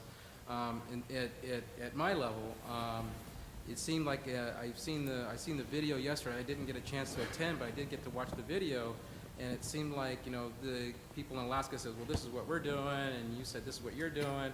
Well, a guy like me, can I come into a test site and get whatever certificate that I need to help me get that? Is that even doable? That is doable. We're working right now. Our site hasn't had its first official site, but it's on the horizon very quickly. But you can come to us now. You can tell us what type of work you need to do.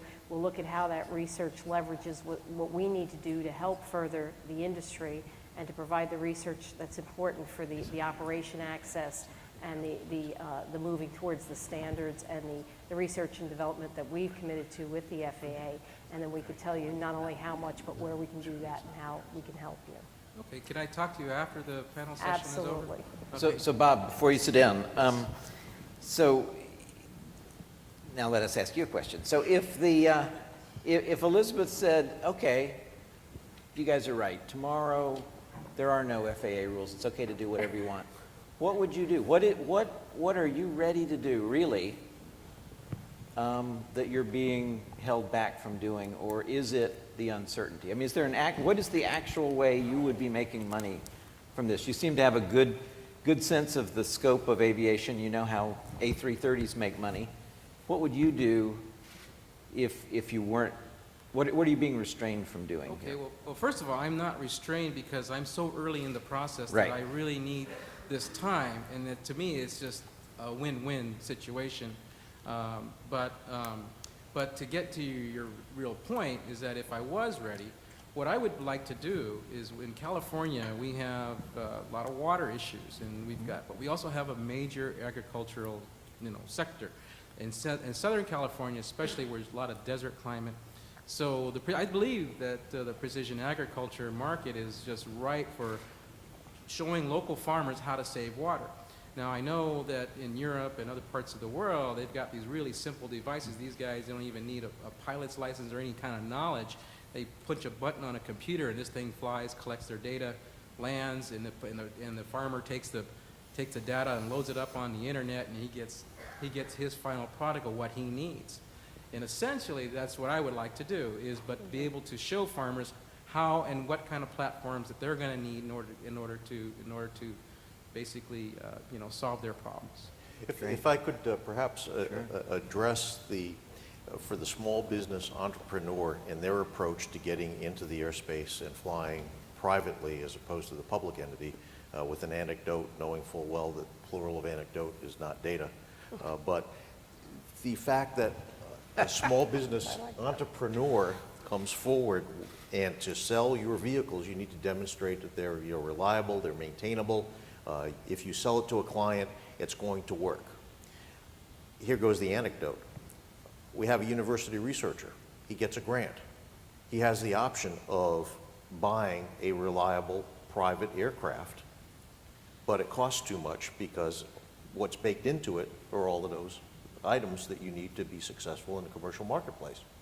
So he decides that he can do it much more cost effectively if he turns this over to a graduate student project to develop a new aircraft in the Aero program and fly to further his research. Now, the question is, what is safer? You know, a privately developed aircraft, okay, that has got flight hours, however you manage to get the flight hours, but still is inherently more safe than something that's just been designed, but because it's a public aircraft, now can get a COA and move forward. And that's what the test sites can do, Right. right? Is that we can, and the universities are doing it as well with their COAs, is to make that aircraft public so that you can further that, but we can capture the integration data and the operational data necessary to keep moving the ball, or to move the ball further than we've been able to before. I'd like to address your answer. What I would do, Sure. or your question, Yeah. what I would do right now is I wouldn't pay per diem and hotel and food for a flight crew of 8 to 10 people to travel down to the test site in Eastman, Georgia. I'd be able to fly more often. I'd be able to use the money that I spend on that and possibly buying property out in northeastern Georgia, western Georgia, where we could set up our own base of operations and collect more data. And there is so much invested in us setting up a flight test crew, even for our simpler platforms, that it's a huge expense to us. It's a time sink in addition to everything we have to do to work to get the COA and wait for that and have our schedules go around that. And then be nervous about the platforms that we're developing being part of the public knowledge. See, we're developing resources that will be the future of our company.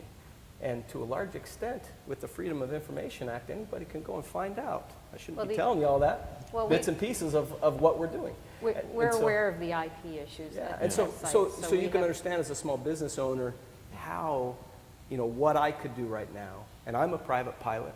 I'm absolutely terrified of some idiot with a quad rotor when I'm on final approach with my family in my airplane. I get it, and I appreciate the FAA for that reason. But there are simple rules for small UAS, not the big UAS. Simple rules that could be instated within a few weeks to keep us out in places in the boonies, below 1,000 AGL, doing our research and testing our platforms and vetting them and getting them ready for when, just simple things where we can grow. We don't have to answer everything right now, Elizabeth, and that's the issue. I think the FAA, trying to decide whether or not there are seatbelts in my 20-pound UAV or my 200-pound Terra. That really. Well, I don't know that that's part of the small rule coming out, but you do realize that the FAA has a law that we can't just enact these things. We actually have to go through federal Yes, law. I didn't really mean you could do that. I empathize with the fact that you're at the behest of the administration, the lawmakers, and that's. There's a federal statute from 1948 that says they have to issue proposed regulations for comment and go through several series of steps and receive comments and respond to them. And for any regulatory agency in our federal government to try to put out regulations, it's a time-consuming and difficult process because, as you can imagine, when you propose rules, there are all sorts of interest groups of varying effectiveness who come after you. Well, and where I was headed with that question, and we'll get to the next question here, to me, the famous Dianne Feinstein story that she tells, right, where she's talking about how she looked out her window and Code Pink had a drone there, and it was looking in her window, and then it turned around and it crashed. And when Dianne Feinstein tells that story, she talks about the privacy aspect. When I hear that story, I think about the safety aspect, because in aviation, that's a bad thing, right? If the thing crashes on essentially no provocation, and she doesn't say she threw a shoe at it or did anything like that. She just says it turned around and crashed. And that I think is where I'm really headed on this, is that the operational loss rates that we see in the military, if you actually look at them downrange, they have improved enormously over the years, but they're still shockingly high compared to what the general public has come to accept out of aviation. And one of the things is going to be, when you actually can put these things out there, the real safety issues, the reliability issues, and that tends into the liability issues, are going to become the big thing. I think as a there are good reasons why you can't just go fly an experimental airplane, manned or unmanned, out of your backyard, okay?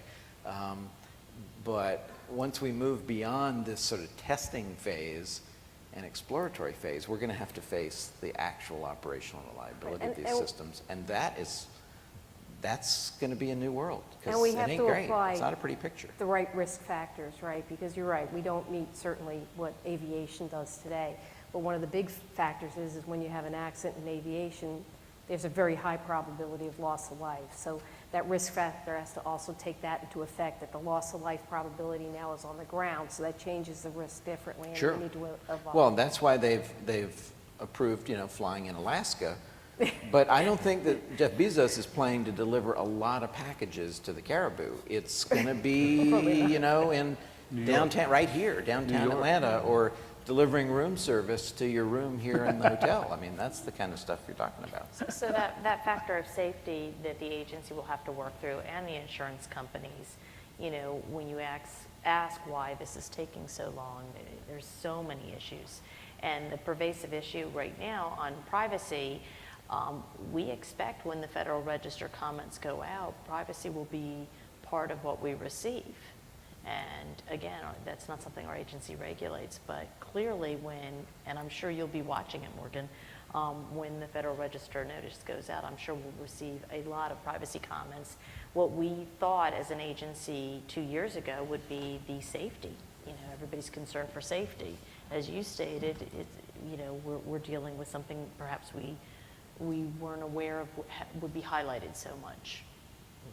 And there may be an overlap with the small vehicles in cities with safety and privacy. There may, Yes, they may not be absolutely I strongly believe that once you actually regulate activities on the basis of safety, they will be less invasive in privacy, because some of the things that are very privacy invading are also very dangerous.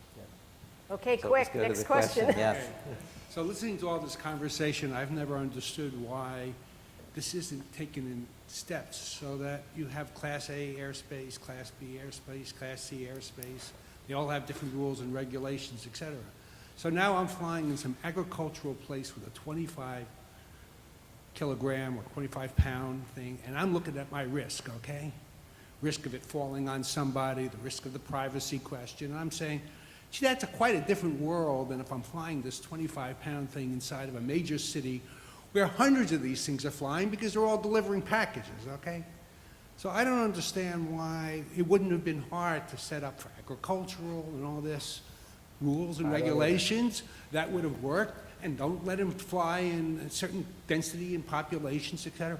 And if the thing isn't as quite as safe as, airworthy, is what's the probability in a agricultural That's area? my point, exactly. So I never understood why this isn't the thinking. So I'd That's like what to I don't answer. understand, why we can't start in the boonies, as I said. Right. Low So to the why is ground. that- why- Even below 500 feet, just start Right. where there are no structures, no people. There are many places in the There are United many States where places we can do that without having to worry about. And why can't it be Well, segregated like that is, airspace? I think that's exactly what we're doing. I mean, we're not starting maybe as fast as some people would like to see, but you've authorized now commercial flights in Alaska.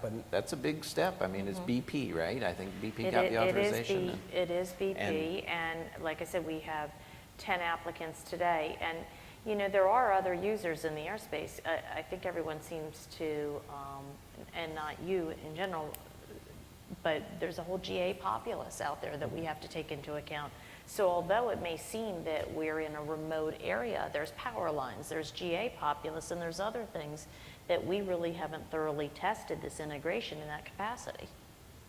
Yeah, people have asked me that question, how come we're so far behind the rest of the world? And the thing I point out, because they talk about in Argentina, they're doing this, and they're doing this, and they're flying here, and we're the victims of our own success. We have the most successful and large aviation market in the world. You look at our general aviation, got 250,000 registered aircraft. It outstrips the whole rest of the world combined. And so because we're so successful in that area, it has constrained us how fast, unfortunately. It's we can not move only- in some other areas. So we've had a different balance than other countries have had to deal with. And so that's been a little bit of our problem. Well, and our success also is that we're the safest and we have the most complexity. So you can't compare the United States to a remote area that doesn't have the same, not only factor of safety that we prescribe to, but that we're meeting, right? And like you said, quantity, but it's also complexity when you look at the complexity of our airspace. Well, I think it's not clear to me that we're actually behind anybody in that. I mean, that may be another one of these urban myths. I don't know of any commercial operation anywhere in the world that's making money using UAVs on a commercial basis. They're not. You can't order a pizza with your UAV in Paris and get it delivered. Those are stunts, right? Those are YouTube kind of stunt things.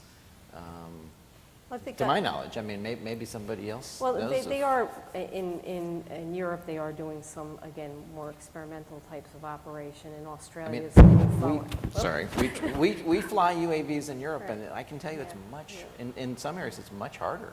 But Some areas it's easier, but in some areas it's much, much harder. The other factor that we have, I think, that is that being the U.S. and we have a lot of special interests, right? So when I was working with SC-203 and now 228, you have, everybody with their special agenda that has their congressman, right? So since we are a collaborative environment, that actually does slow us down. Well, so I think the word is we're a democracy, okay? Well, I'd like us to be a republic, but yeah. that's okay. But so essentially, you have the ALPAs and AOPA, which I'm a part of as well, and we have all of these other folks that have different agendas. And to get an aviation rule in place, you have to come to a place where you can get people to say we're willing to do that. And their agendas might be, I want to keep my third pilot in the commercial air seat as the navigator. That was a huge fight, right, when that came down. So that is one of the other complexities in our airspace that sometimes Europe doesn't have as much of. Okay. First, I wanted to bring up a comment that no one has ever stopped over your house to take a picture, and I would refute that with Google Maps and USGS, and what the distinction is there between a UAS taking a picture versus a satellite or a manned aircraft with a camera, the doors off, and taking pictures right in the backyard. And second, I think something that hasn't been brought up is the importance, and this was in your first slide, one of the first slides, the distinction between hobby aircraft and what we're calling UAS, and I think we're doing an umbrella here on UAS, and you mentioned 3 incidents per quarter on incidents that you measured, but there's no distinction between a hobby aircraft and some idiot flying his little jet F-16 around an airport and that incident versus a commercial entity who would be much smarter, or at least understand the liability aspect of doing something like that. And so I think it's it's a little bit skewed to say that, but then any of these regulations won't actually solve that issue with having private people fly their hobby airplanes in those areas. Could you tell us your name and where you're from? Oh, yeah. Full disclosure, I'm with Area I as well. My name's Dan Kume. Okay, so he paid you for that question. Okay. I'll be signing this paycheck in a couple weeks. So yeah. Obviously, the Google Maps, the way they take those pictures, isn't what I was thinking. It was like a police helicopter hovering, but you're right. And just I have two things that are kind of relevant to that. I don't have an answer or a response, just kind of 2 relevant bits of information. One is that almost every state statute that addresses this issue has an exemption for map making, number one. And number 2, in Europe, talk about Europe, there's a lot of resistance and hostility and more limitations every year on the use of the Google cameras. And it's decreasingly effective in Europe because people don't want somebody driving down the street and taking pictures of them or their house. So, who knows what the future is of that? I don't know, but... Which perhaps begs the question of why don't we regulate the cameras and not the aircraft that carry them? Good point. Oh, quit getting so innovative over there. Excuse me? Yeah, but to address your point, you kind of make a distinction between commercial operations. Bottom line, there are no commercial operations. If they're getting X number of incidents of people flying in the national airspace right now, by definition, they're not commercial operations because they're not allowed. So they are people flying in violation. So it's kind of, it's pretty black and white on that. So I think you went from 3 to 18 this last quarter, you said? Yeah, could you And say we're not through with the quarter yet. So is that there more flying taking place that people have said, oh, Pirker says we don't have to listen to the FAA?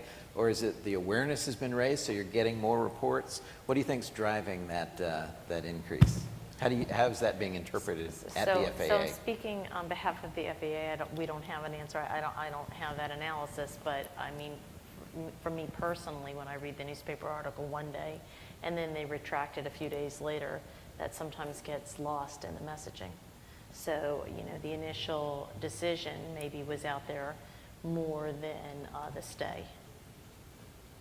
I would say it's due to access to the GoPro camera and the DJ Phantom 2 for under $700. I think it's a pretty clear case. Everybody can fly their own UAV. And it is, they are spooky. I mean, I took a Phantom to our block party over the weekend, and everybody thought it was cool because we could go take pictures of everybody's house on the block. Now, that was a collaborative thing, but I was in Europe, and there was a quad rotor hovering over this intersection that we're driving through, and I said, hey, there's a UAV up there. And it's unmarked, and it's this black device hovering overhead. You don't know who it is, what they're doing. It's spooky. I mean, that's But I think that's the point that we pick on the FAA, and we're up here all banging on the FAA today, and that's okay. She's being really nice and all that.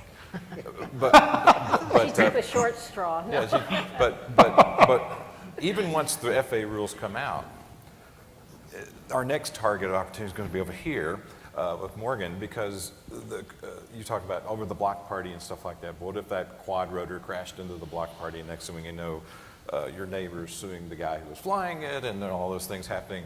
And I've had a small business myself, and the first thing I had to deal with was I had to have $1 million coverage so that somebody walked in the door of my office and tripped and fell, I was covered and all these things. And I had an aviation consulting business, and all the insurance companies saw, wait a minute, aviation's in the name of your business.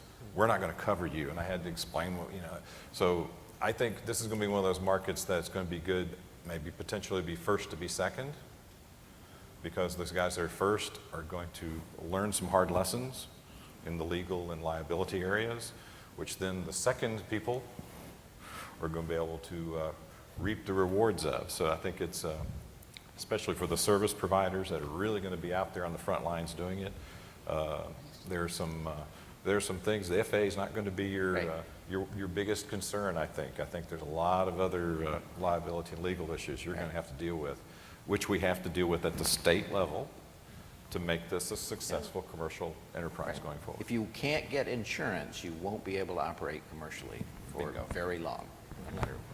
And the insurance companies are certainly approaching, the test sites and others. I know that when I was with AAI and Textron, we had to get coverage for our experimental and other things. So, those things are evolving, and I think we're all going to have to get very creative, whether it's in the legal aspect and the insurance aspect to help guide some of that. Right. And the way you got coverage was because you were flying in government test ranges under the supervision of Actually, US. no, not under an experimental. You weren't doing commercial services because you can't, but when you can, you will still have to get that insurance. And you know how much you pay for a UAV today when you're not doing commercial. It's like 10 times what you pay for a manned airplane. And wait till you see what the bill is when you try to do it commercially. Well, there's a reason why we're not pursuing commercial applications right now. And we're not. There's not money in it. And we stick with DOD and consulting and NASA and research applications. And I've been asked that many times. I've been told I'm going to miss the boat. And we'll see in 10 years. Thank you. My name is Larry Thomas. I'm with CETA here in Atlanta. My question is one about privacy as well, and maybe an analogy to consider. There's, I guess, laws on the books about what constitutes a navigable stream. And if you look at the airspace above someone's property, I think you can also think about the rulings and laws that have been associated with what we consider a navigable stream, because they changed over time. As you look at some stream flowing through somebody's property today, then 100 years ago when the law was written, or before, they considered some kind of vessel that could carry commercial goods or something that, some way to traverse that stream. Well, today, kayaks and outfitters and people like that can traverse those streams, so the technology changed. So I think we're looking at the same sort of thing here, and I guess a comment from you, Mr. Flynn. Yeah, I think that's right. You know, technology changes everything, and the law as a social institution has to respond. And I think the law, in some ways, will be very quick to respond. You know, the tort lawyers and the insurance company lawyers, they'll be very quick to respond. But in terms of regulatory agencies and legislatures, there'll just be varying things happen. Bizarrely, the Texas legislature was really quick and really good with their act, you know, and I wouldn't have expected that of the Texas legislature and other legislatures. They can't get anything passed. They're like the Congress. They can't get it done. So, but I think within the legal system and the insurance system, there's going to be a very quick response because of this changing technology. More questions? Yeah, Bob Yancey with Altair. So we're talking about an emerging new industry. And with any emerging new industry, there's existing industries that get threatened by that. So I'd like to hear your views on which industries could be threatened if this commercial UAV market really develops. We have a company we work with here in Georgia. They fly manned helicopters to do pipeline and electrical line inspections. They've come to us and are working with us in our UAS working group because they know, the minute they heard about this, they know that a competitor, as these rules come up and things happen, could offer those services with unmanned vehicles, do it at a much lower cost potentially. So they're very interested in learning how they could get on this bandwagon because this could eat their lunch for their manned services. We have an agricultural company, Thrush Aircraft, here in Georgia, which builds very large spraying aircraft. And we haven't talked about spraying. We've been talking about mostly about imagery, but that's the next step in agriculture. So would you have larger UAVs, but yet smaller than the manned vehicles doing spraying applications? Well, Thrush is now involved in some of the things we're doing and from a monitoring and information point of view, because this could be a game changer for their environment. So we've already seen that a little bit. My opinion on that is there are a lot of folks that don't want to see change, and whether it's aviation or any other technology. But I think that what we need to do is not only inform the public, but inform the industry as well on how UAS can help for those dull, dangerous, and dirty jobs, and reform the Air Force. Now, pilots, and myself included, tend to think that there's nothing better than flying. So taking them out of the cockpit and putting them on the ground to look at a video screen is a real big challenge. And they're not a one-for-one skill. I'm really bad with radio-controlled airplanes. I can crash any of them, but put me behind a small aircraft and that's a different story. So I think it is going to be an evolution, and some of those folks like Alpha, et cetera, are recognizing that it's coming. This technology is coming, and it is going to be a game changer, and they've got to figure out how to participate. So I think keeping the dialogue open, and we're not always going to agree, but I think it's going to change the shape of aviation. Did you have something, Marshall? Morgan, that you were going to say? So let me ask the panel and pick up on Steve's comment about spraying, because one of the things I consistently hear in Washington is about fear over abuse of these systems, particularly in what I'll call domestic terrorism, the threat of arming them, and particularly in the chemical biological thing. And of course, our answer typically in this is, well, you could do that anyway. It doesn't matter if they're legal or not. You could abuse the systems today. But I think the argument is, yeah, but the more the genie is still in the bottle, the easier the enforcement task is. What's the panel's thoughts on that, and how do we as an industry responsibly control that element of this? I mean, if it's going to become a successful commercial business, we're going to have to look at the issues of actual criminal misuse of I think, of this stuff. unfortunately, as this progresses, the technology is going to get better and cheaper, and technology will be used for good and evil, and so I think we need to have the forethought to try to stop the new technologies as they come forward. But shutting down the airspace, the FAA's doing that, I don't think would stop that. It's like telling a criminal that he can't have a gun. He's still going to get a gun. Now, it might make it harder for him to get that gun, I get that. But The laws make it hardest for us to shoot them legally because we can't carry them. So. Exactly, yeah, exactly. Well, I guess my question is, what can we do as an industry that is a responsible direction? As a complete non-engineer, I would say, as I understand the technology right now, I don't think the industry can do anything to keep it out of this technology out of the hands of bad people. I mean, I just don't see how you do that. And it's going to become a mass market technology, particularly the smaller ones. There was I think you showed one of those four-sided machines and said it was $1,000. I think it's $600 on Amazon now. And there's some cheaper. If you get the camera, it goes up. Oh, to yeah. $1,000. Well, I think just that UAV is. You're right. I think without the camera, it's 400. Yeah. So, it's just. I think it's going to happen, and I don't think right now we're in a position to do that. It may be that the time will come where the technology can have some kind of protective device, like we could have fingerprint-sensitive triggers on guns, but we don't. And I don't know if it could ever be a technology like that for this. I don't know. I just don't see it happening. And I just want to say also, for the issue of liability, even more than, when you were talking about spraying, even more than, some smaller version of this year's plot on 24. I don't know if anybody's been watching the drone disasters on the show 24 this year. But I come from farm country. I come from Iowa.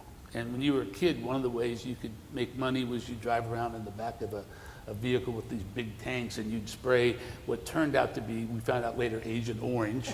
And you'd be there in your t-shirt and your shorts and barefoot and spraying. And boy, you did not want to spray the wrong place. That was trouble. And so, for example, that's a perfect liability issue from a lawyer's point of view or an insurance company's point of view. They spray the wrong place, and they're doing it with pesticides, or they're doing some kind of aerial seeding with something that people don't want on their property. So, the liability issues are pretty significant, setting aside the terrorists, I think.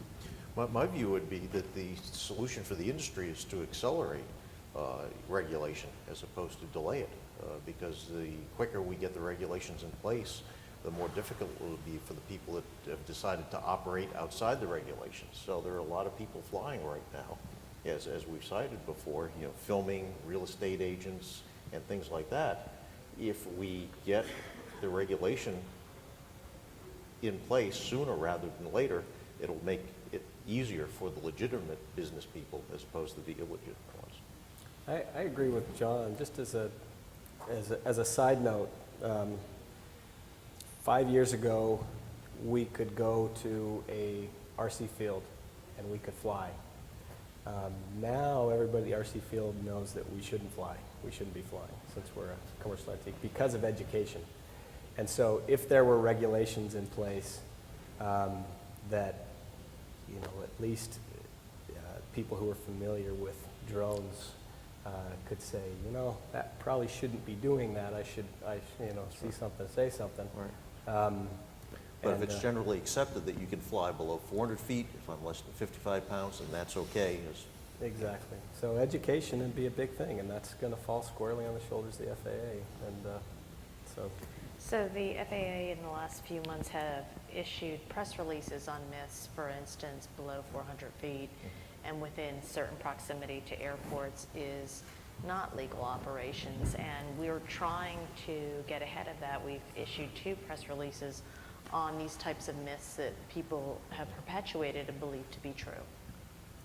But that's going to be all of our concerns in our even at the state level, we get contacted by a lot of companies and say, hey, look, we've got this new business, and we've had to very gently. We've had a couple of come said, hey, look, I bought a quadcopter and I'm going to do this commercially now. And we've very gently said to them, oh, are you aware of this FAA website? And here's the rules, and here's the link, and we'd really hate for you to get in trouble. So but why so don't that- you go visit this? Because we really like you. We want you to have a successful business, but we don't. And then it'll come back to, well, I didn't know. I had no idea. And so it's you're- all of our roles. You're a to do this. professional reviewer of economic development. It goes back to my earlier question. Set aside the FAA thing for, if it was legal, have you seen business plans that you actually believe they'll make money from? We're starting to see, well, of course, we've seen some good work on some of our companies. I think we're getting there. No, he said he's not commercial. I'm He said I'm he's the early government. I'm a different commercial aspect. As my customer's the DoD, not the public. I think the agribusiness is going to be one we've seen, because in our studies we've been doing, we've not focused on the aerospace element of it. I mean, we're aerospace folks. Well, I don't understand agribusiness. We have a sister center of innovation for agribusiness. So we brought them in because they understand that side of the business.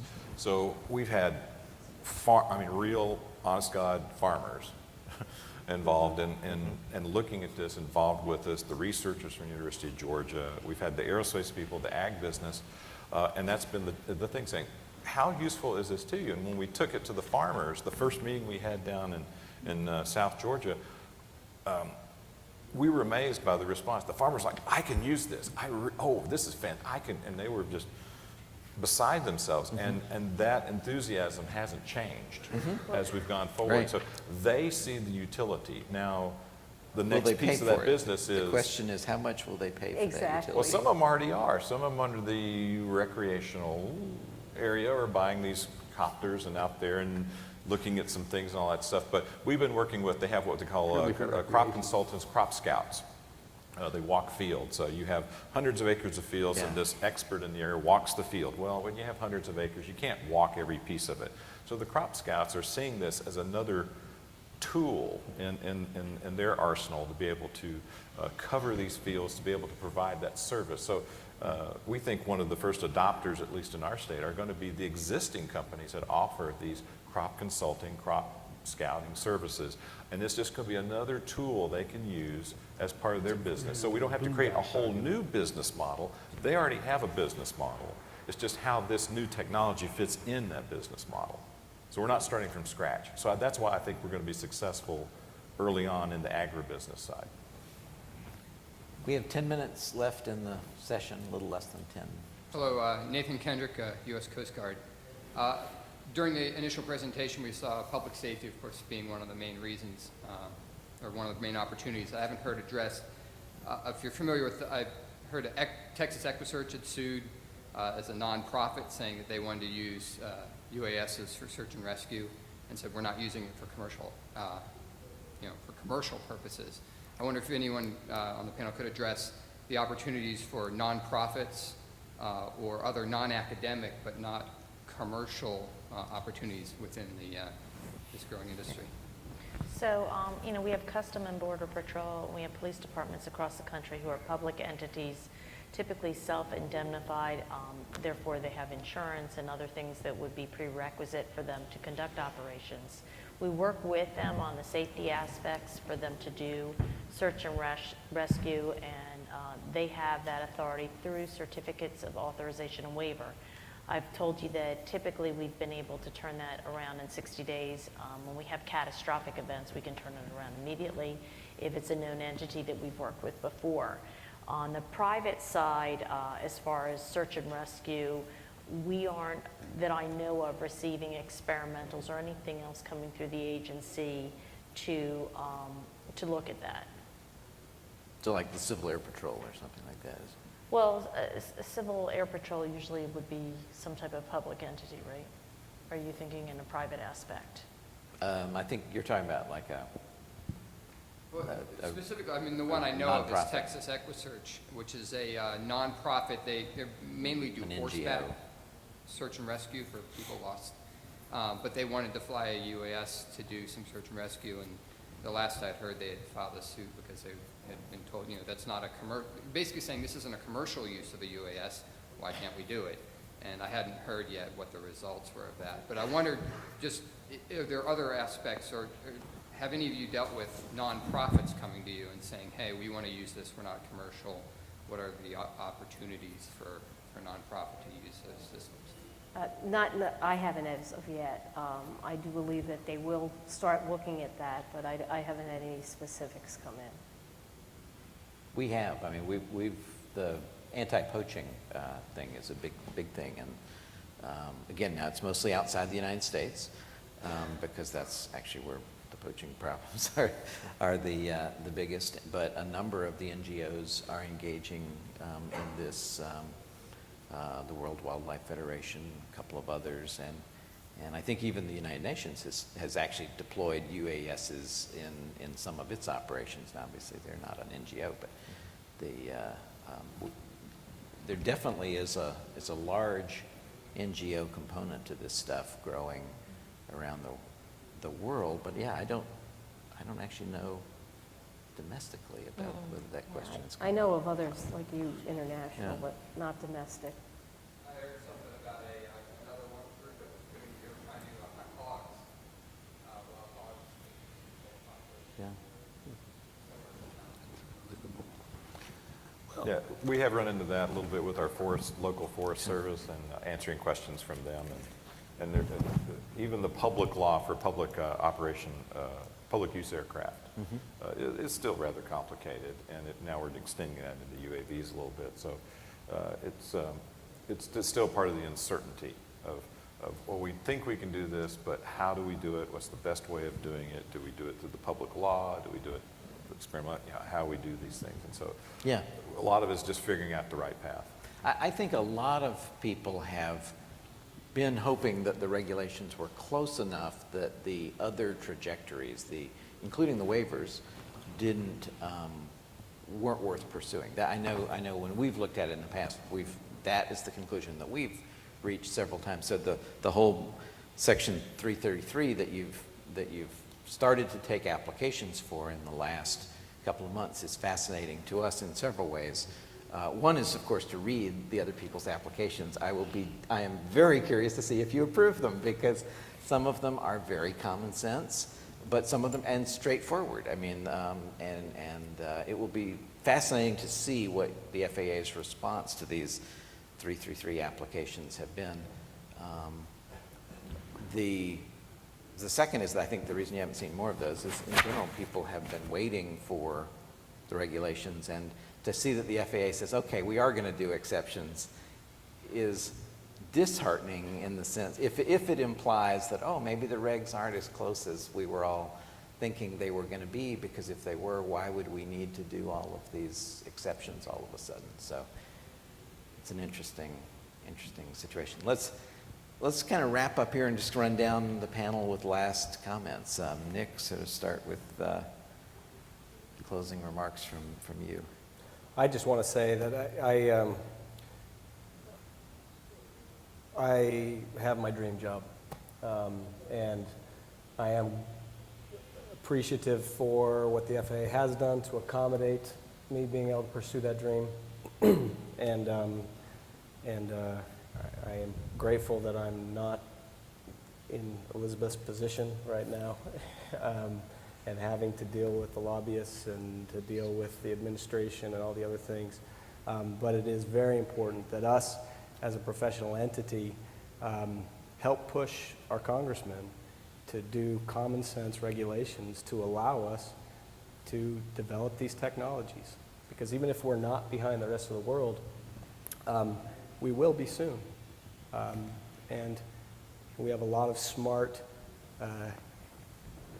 kids, as I see these college students who are coming here to this convention, who have a lot of wonderful ideas. And the reason I'm doing what I'm doing right now is that I get to pursue my ideas, and nobody tells me except the FAA that I can't. The UAV world, this is the golden age, and there are so many things, from guidance and control to propulsion and airframes and sensors, and just wonderful things that we can inspire this next generation of engineers with. But if we're not careful and we don't put the pressure where it needs to be, it will die. It will. And I appreciate your time. Morgan. I just wish more people went to Georgia Tech and Virginia Tech, and God bless you all. You're doing great work. Thank you. Well, I'll say I'm in my dream job too, because of course the job of the center is to grow the industry in the state, and I'm a native Georgian and all those things, and it's very exciting to work with companies like Nix and others in our state, and work with the FAA, because we've had a great relationship with them to help foster this new marketplace. And like I said earlier on, I always remember Delta Airlines was a crop dusting company. And so what are we fostering here, and what's going to, we don't know. It's going to be fantastic, I think, in the end. So we're just great. It's great to be a part of it. John? I think it's exciting that the new technology that we're developing here.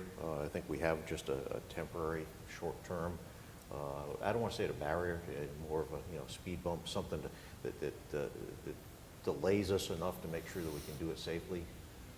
But I think the real promise here is with the next generation, with our youth. They get it.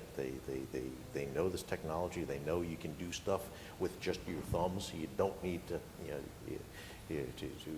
to do things the way that Grandpa used to do things. We're seeing this a lot on the folks also that I talk to in agribusiness.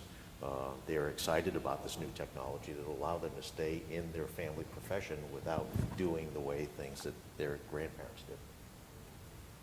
I want to thank everyone as well, and I've been on the bleeding edge of this issue, I think, forever at this point. And what I would ask is that for those of you who've been at it a long time, hang in there. But I also would recommend that although it's frustrating, it's important to do it in a way that we can actually make progress. My fear is that some of these folks out there flying, although very well intended, think they know better. And I did years ago as well. I thought I could push the issue with big industry and lobbyists and get it done. And I learned the hard way that change only happens as it can. So, I caution people that although you're well intended, if you're out doing it wrong and you have a catastrophe, it's going to ground all of us. So, we want it to be safe. We want it to get done. We all want it done faster and quicker than we're getting it done, but it's moving faster than it ever has. So hang in there. Don't lose your enthusiasm, and come fly with the test sites. I thank you for inviting the FAA today, and I still want to be a federal employee after today. We're not sure if you've accomplished that. No, I do. And I do want to say, you said that we have to deal with the administration, and if you're referring to my leadership in the agency, everybody's embracing UAS, and it's a great time, not only for you, but us, the government employees who are involved with unmanned aircraft systems. I didn't mean that, actually. I meant the overarching politicians who depend on public opinion much more than the FAA does. And then now, really wearing my FAA hat, I do have to say one final thing, and that is we, the agency, are not going to allow aircraft, UAS, to shoot down anything. So if you may, so I heard a nice little healthy discussion here. We've been very strong about our opinions of arming UAS in the United States. So if you think that we're talking about future visions of UAS and how they can be used, I just wanted to qualify the earlier statement so you'd understand our position on that. So you're saying that arming the UAV and claiming it's protected under the Second Amendment is not going to work? I would venture to say no. Okay. So thank you to all of the panel and to the audience. I'd like to ask, is Amy Houdnall and Gary O'Neill, are they in the room? Could you guys stand up, please? These are folks from the Center for Innovation in Aerospace, and they did a lot of the legwork of putting this panel together. So if we could give a big recognition. And we'll stand adjourned. Thank you. So if everybody could collect their mics and have some.